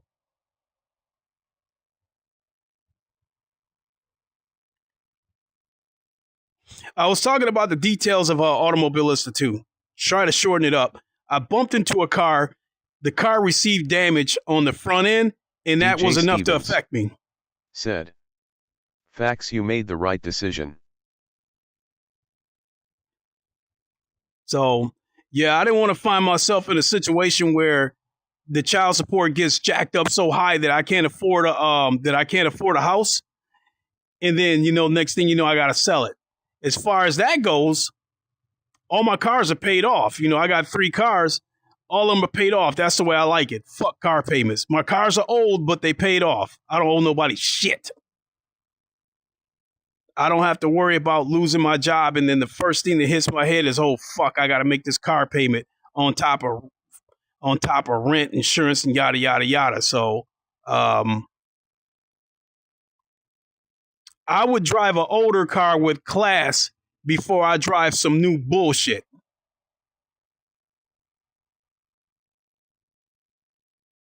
I would drive an old Cadillac before I drive a brand new Toyota Corolla. Unless, you know, yeah.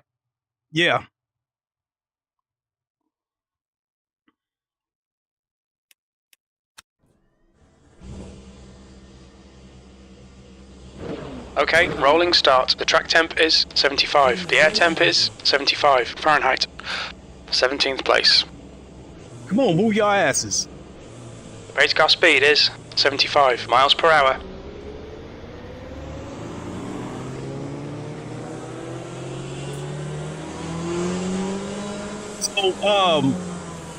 So what I was trying to say was, on Automobilista 2, in this Corvette, I'm going down the Mulsanne Straits and I'm pushing about 185 miles an hour before I had to hit the brakes. I bumped into the car in front of me, see some aero damage. Now my car's only doing about 170 down the straights. I like that kind of... Go, nail it. I like that kind of detail because things like that make you pay for taking dumb chances. And to me, that's... It'll take more than a good penalty system to eliminate the dirty racing in games. You got to have a damage model that makes you pay for taking chances, and that's another reason. That's another thing I like about this game is that if you lock up your brakes, you get a flat spot on your wheels, which affects the car's performance. So the damage model and the tire model of this game of R Factor 2 and Automobilista 2. All variables. Come on, Link, just settle down, find your rhythm. It's you in a position where you can't take dumbass chances like people do on ACC.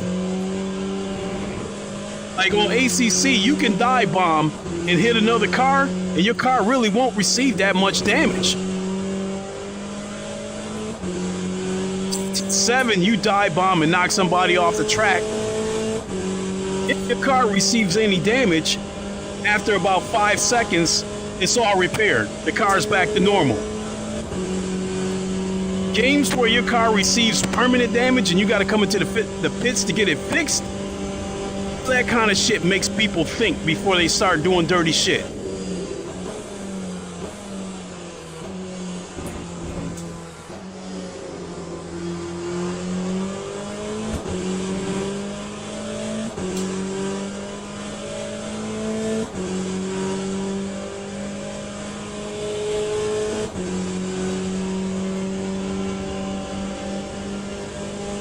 Optimize this.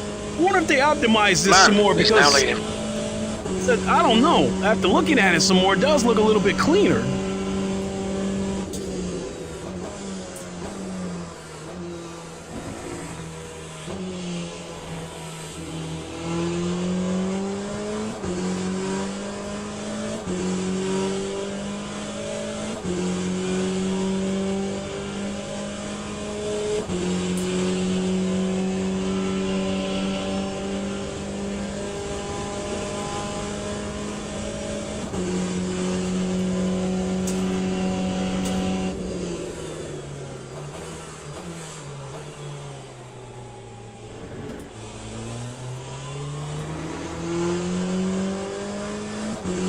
See if I can catch that pack of cars.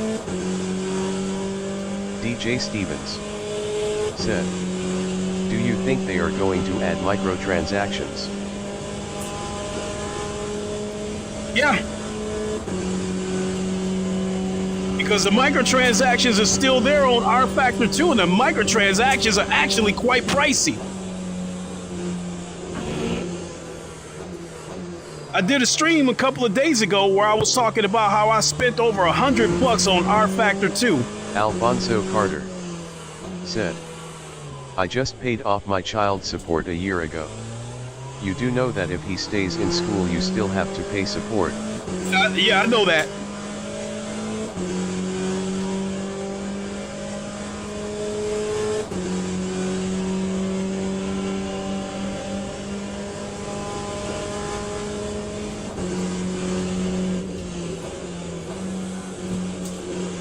Air temperature's falling. It's now 71 Fahrenheit. Yeah, but they're definitely going to put microtransactions back in this game. They kind of have to. They got to pay for those licenses. I mean, for the most part, prices are probably about the same as iRacing. You know, Yellow flag. On R Factor 2, tracks usually cost about... We think that Hardwick, Horty, and Hoshino have binned it. Tracks usually cost about $10, $11 on R Factor 2, and cars cost about $5. Sector 3 is clear, green flag. Time for 28.0. B19. Shit, I think with iRacing, I've seen tracks cost $15 and seen cars cost $10. Alfonso Carter said, "Remember, from the other podcast, we're the old guys, LOL." Yeah, definitely.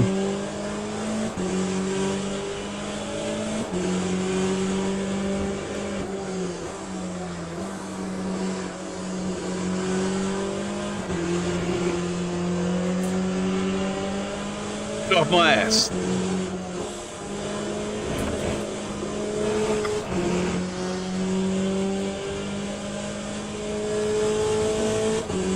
The gap to Fassbender ahead is now 3.0 seconds.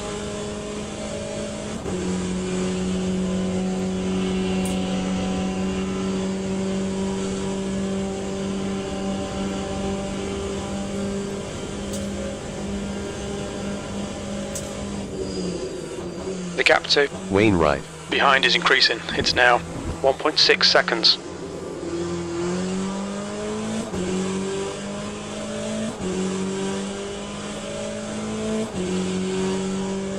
Damn, that Porsche is still back there.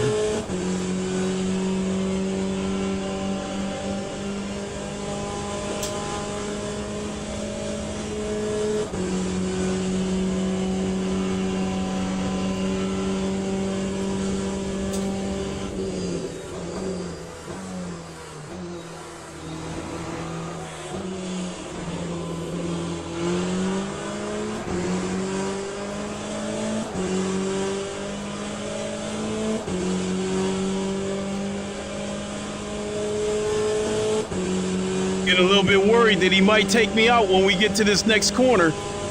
Okay, blink. Don't let this guy distract you. The AI is on this game is they'll stay behind you for a couple of laps. Virtual Reality Motorsports said, "In iRacing you never own your content unless you're Come on, man, defend harder. Yeah, The guy in front is Wainwright I had an iRacing air and track temps are subscription falling. Air temperature is now 68. The track temp is now 85 Fahrenheit. a few years ago, and I had bought, I don't know, I bought maybe 5 cars and 3 tracks, and when that subscription died, so did my paid content.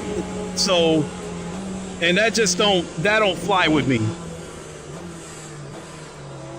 I'll buy the DLC. I just don't want to pay for a subscription. I don't want to pay $10 a month just to be able to play the game, because you know the DLC is already expensive as it is. Cars and tracks already cost about $15. Cars can cost $10. DJ Stevens said, "You don't own it, period. That's the new age of games." Well, my point is, like, using R Factor 2 for an example, shit's not cheap there either. Like I said, oh damn it, tracks cost about Clear right. about $10. Cars cost about $5. I'm okay with paying that. Come on, mate, defend your position. I'm okay with paying that, but I would not The be guy ahead okay. is Birch. I would not be okay paying that shit if I still had to pay a monthly subscription on top of it.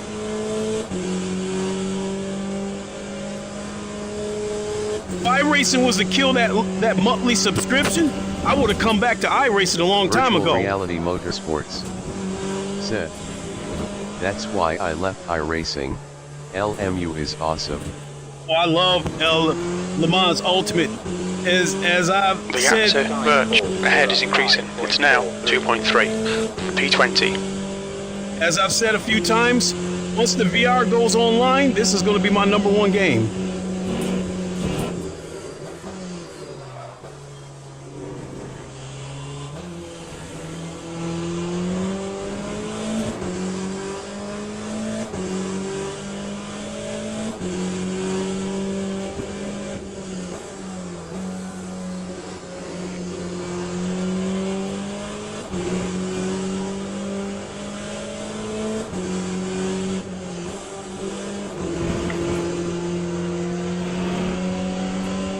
The stewards have warned us for cutting the track. Keep it between the white lines.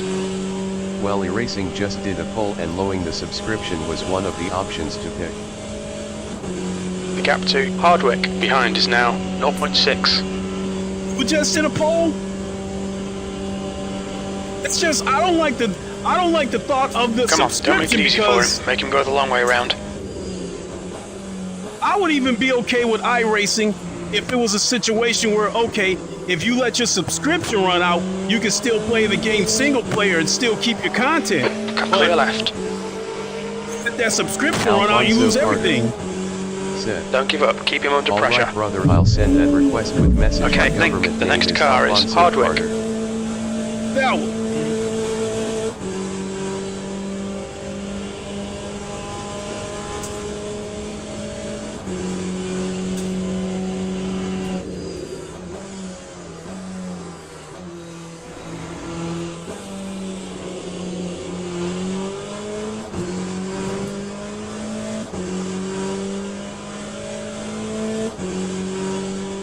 this time is not good. I think my best lap with this car on this track is like 3:58. The gap to Hardwick ahead is increasing. It's now 1.7 seconds. Oof.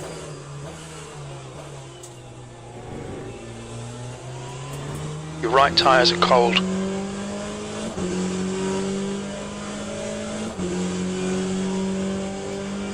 That was scary.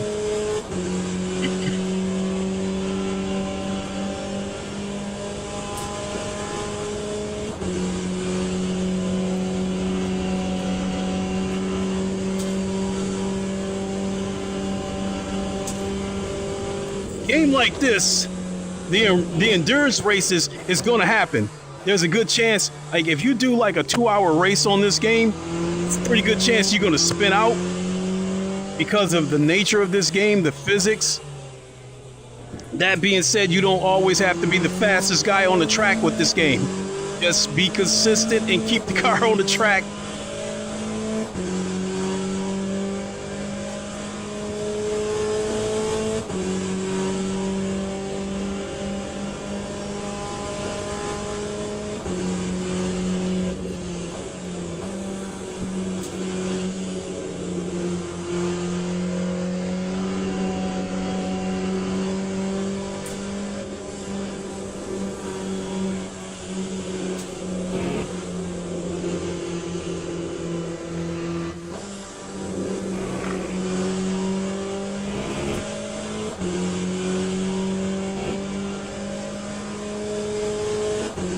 Virtual Reality Motorsports said. Could I ask what resolution you're running this in VR? I am running this at like 3200p because I'm using the super sampling of the Steam VR. I'll show you in a second.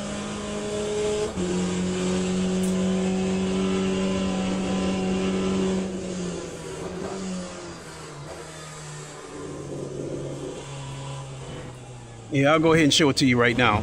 So, the gap to Hardwick ahead is increasing. It's now 6.2. Yellow flag. Let me shut him up for a second. Okay, so, I'm using the MetaQuest Pro. This is a standalone headset, as a lot of you know. This headset was originally created for enterprise purposes.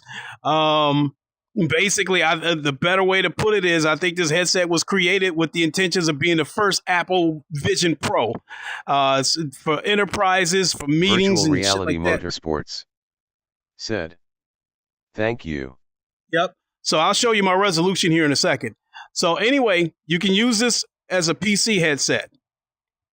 Once you connect this to the Oculus PC app, you can turn the resolution slider, at least with this headset. It depends on the headset, but for this particular headset, you can turn the resolution, you can crank it up to 2736, and you can choose between, in my case, 72, 80, and 90 hertz.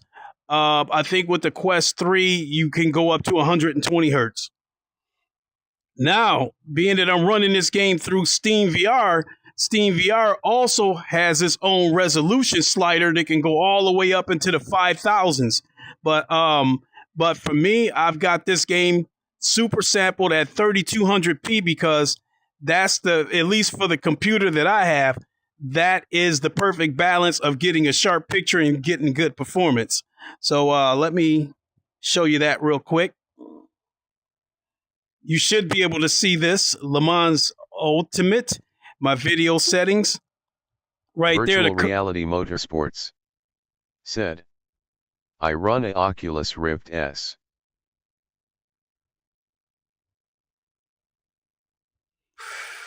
Ooh, I've got a Rift S in that bedroom right there. Depending on what kind of PC you got, I might say it might be time to upgrade that one, partner.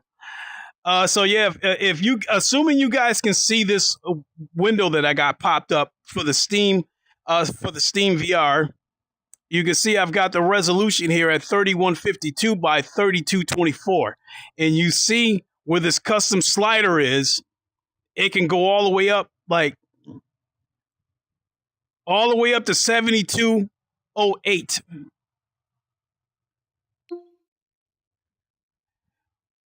So I've run this game and some other games at 4000p, and the sharpness was unbelievable, but it came at the cost of expense. The game ran a little bit skittish, and I like smooth frame rates when it comes to racing games. When it comes to racing games in VR, 90 frames a second is the minimum in order to have smooth frame rates. Whereas like when I used to race games at 72 hertz or 72 frames per second, everything looks good on the straights. But as soon as you get to the corners, you'd see a little bit of judder. You know, things get a little bit skittish.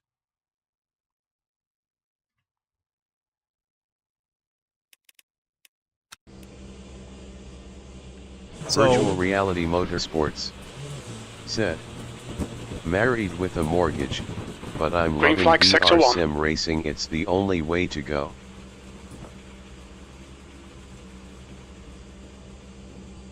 Okay, let me ask you, what kind of computer you got? I mean, like, for the most part, what do you got for a graphics card? What do you got for a CPU?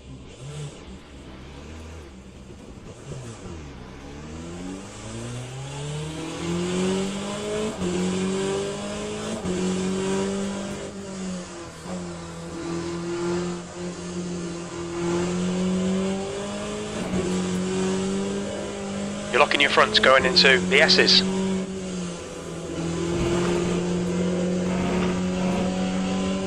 We've had a cut warning. Keep it tidy. Please link.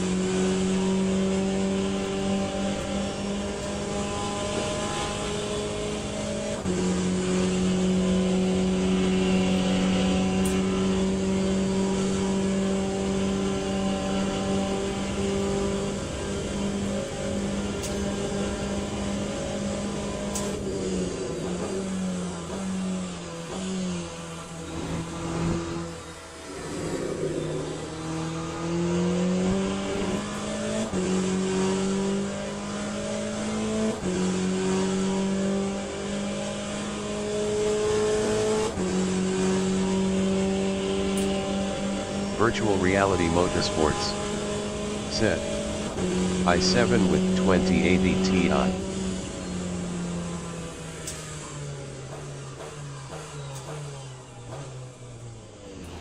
Incident in Sector 2, yellow flag. 2080 Ti. I think that's still a decent card by today's standards. The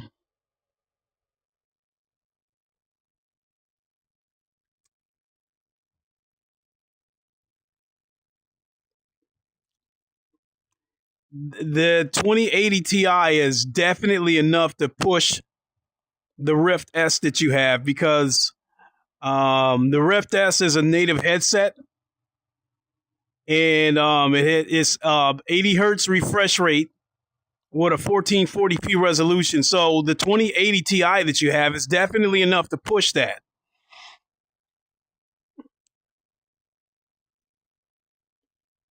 That being said, if you were DJ to Stevens said, I got the same thing and it's time. I want to say that, like, you know, you could go on eBay or something and probably find a Quest 2 for like $150. Because they're like $250 brand new, even because, you know, Meta's trying to clear out the inventory. So you could probably catch Virtual Reality Motorsports said, it's old, but I'm getting around 70 to 80 FPS. Well, the headset natively does 80 hertz. So you like, unless you're doing what I'm doing and you're streaming and shit like that, that 2080 Ti should be enough to push that Rift S at 80 hertz. And depending on the game you're playing, it should be able to run it at high settings, in my opinion. Now, a game like ACC is a different story because that game, the VR optimization is dog shit and is very demanding. But I think a game like R Factor 2, it should be able to push it pretty good. I know it'll push iRacing because that's exactly what I had when I tried iRacing. I was using the Oculus Rift S, and I think I know I had the Alienware computer, and it came with a 2070. So at least the old iRacing, I know recently, like over the past couple of years, they, you know, like I think did a graphics overhaul, and I know that rain is pretty demanding.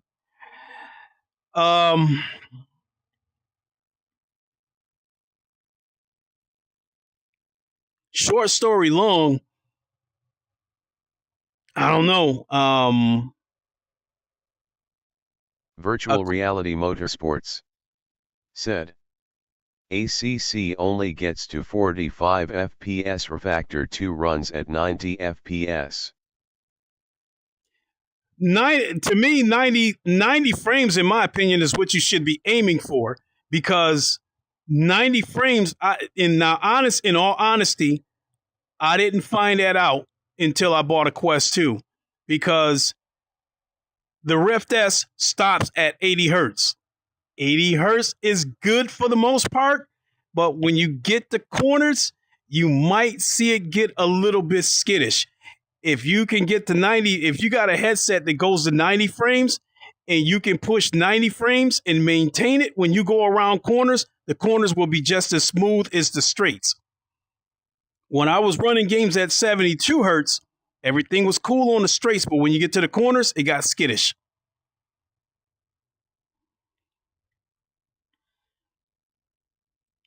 So I guess I'm trying to say is I'd like to think that you could get a Quest 2 and a link cable, and your computer should still be able to push that. And depending on what game you play, it can probably push it at 90 frames.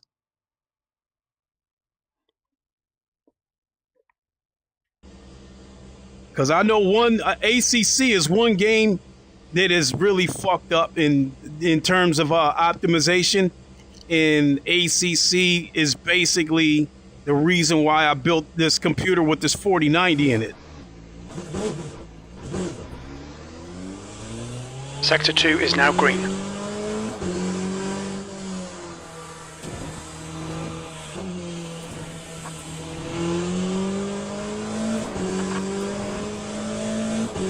Virtual Reality Motorsports said, I'm over the crap sickness and you're locking your right front going into Michelin so chicane in VR. Yellow flag, yeah. Sector 2.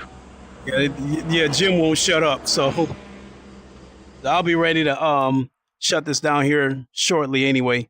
But yeah, when I first got into VR, First game I've ever experienced in VR was Drive Club on the original PSVR. And it was one of the greatest things I've ever experienced. Virtual Reality Motorsports said, "Wish I could afford an upgrade, LOL." Oh, it took me a while to get there. Don't make no mistake about it. This was a rabbit hole, and it took a while to get to where I'm at. So, damn it, it's getting cold. Let's see here. Yep, the remote is still over there. I'll be ready to shut this down here in a second anyway, because it's starting to get cold. And I think I've been on for quite a while now.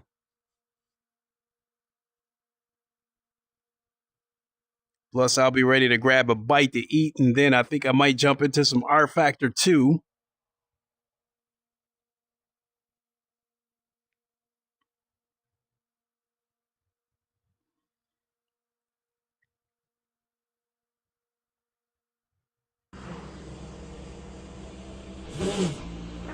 Blue flag. It's another one. Sector 2's green. Comes another one. Virtual Reality Motorsports said, "Love your streams, keep up the good There's some work." faster cars approaching. They're fighting for Thanks so position. much. Blue flag. Appreciate it. Ooh, ooh. Clear right. Your tyres are cold, watch out. Clear right. Peugeot just Right unveiled side's their clear. Blue hypercar, flag. their new hypercar, because for those of you that's been Clear keeping right. up with the WEC and the IMSA IMSA, Right side's clear.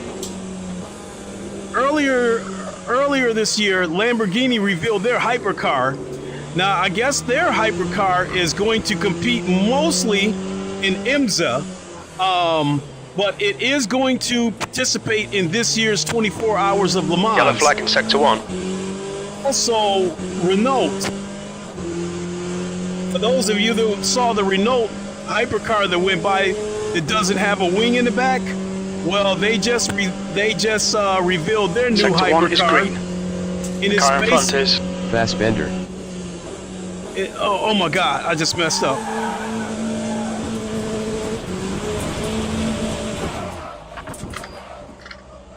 Yellow flag sector 3. Oh shit! A piece of the car just came You've had off. quite a lot of aero damage. You might need to come in and get it fixed. Oh, I lost my rear wing.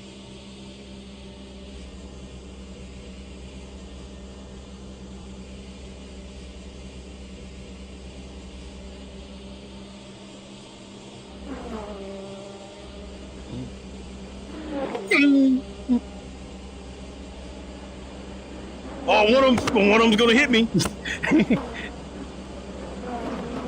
Oh shit! Blue flag.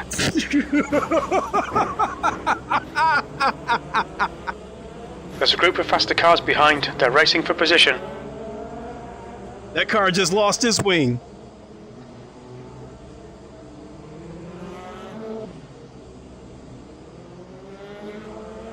Oh shit.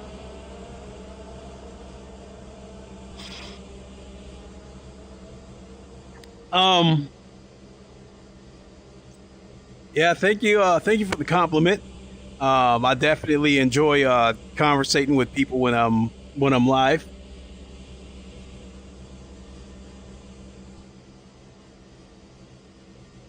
Yeah, but I think I'm gonna go ahead and shut it down, grab a bite to eat,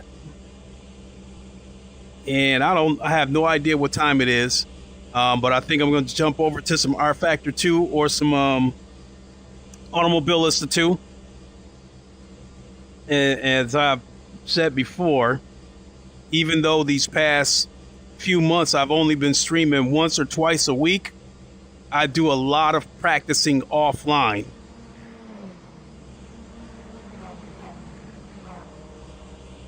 So yeah, I don't know. Maybe I'll come back and stream some R Factor 2 when I jump back on. It's an older game, but it basically is this game. They're still using the same assets. But as of right now, as far as the VR part goes, R Factor 2 looks and runs better, even though the game looks old. But I know that they have not optimized the VR for this yet. I think for what we got right now that hasn't been released to the public, it actually looks pretty good. And so I have the utmost confidence Virtual that once Reality they... Motorsports said, cheers, catch you The track next temperature is time. decreasing. It's I now live in 80 Sydney, Fahrenheit. Australia. Oh, Boosted Media guy down there. I believe Boosted Media lives in Australia.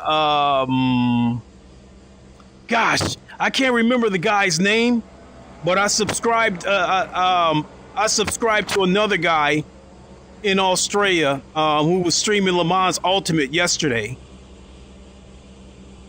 And he was playing some pretty cool music in between. God, I can't remember his name. Jeez, I wish I could remember his name. He was a pretty cool dude too. He was answering questions. He was interacting with the chat.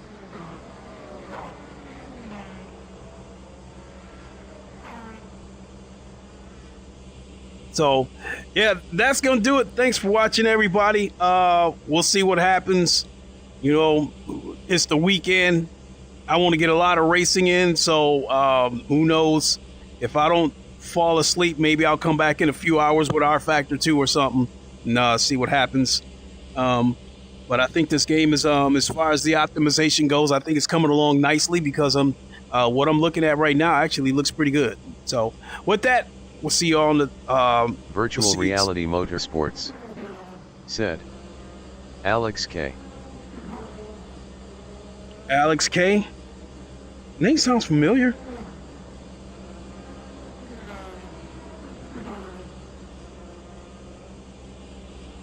Name definitely sounds familiar.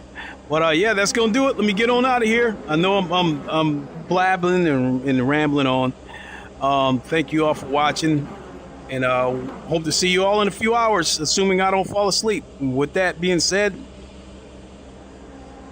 I know the line. Wakanda forever. Long live the king, and deuces. See you soon, everybody. Have a good one.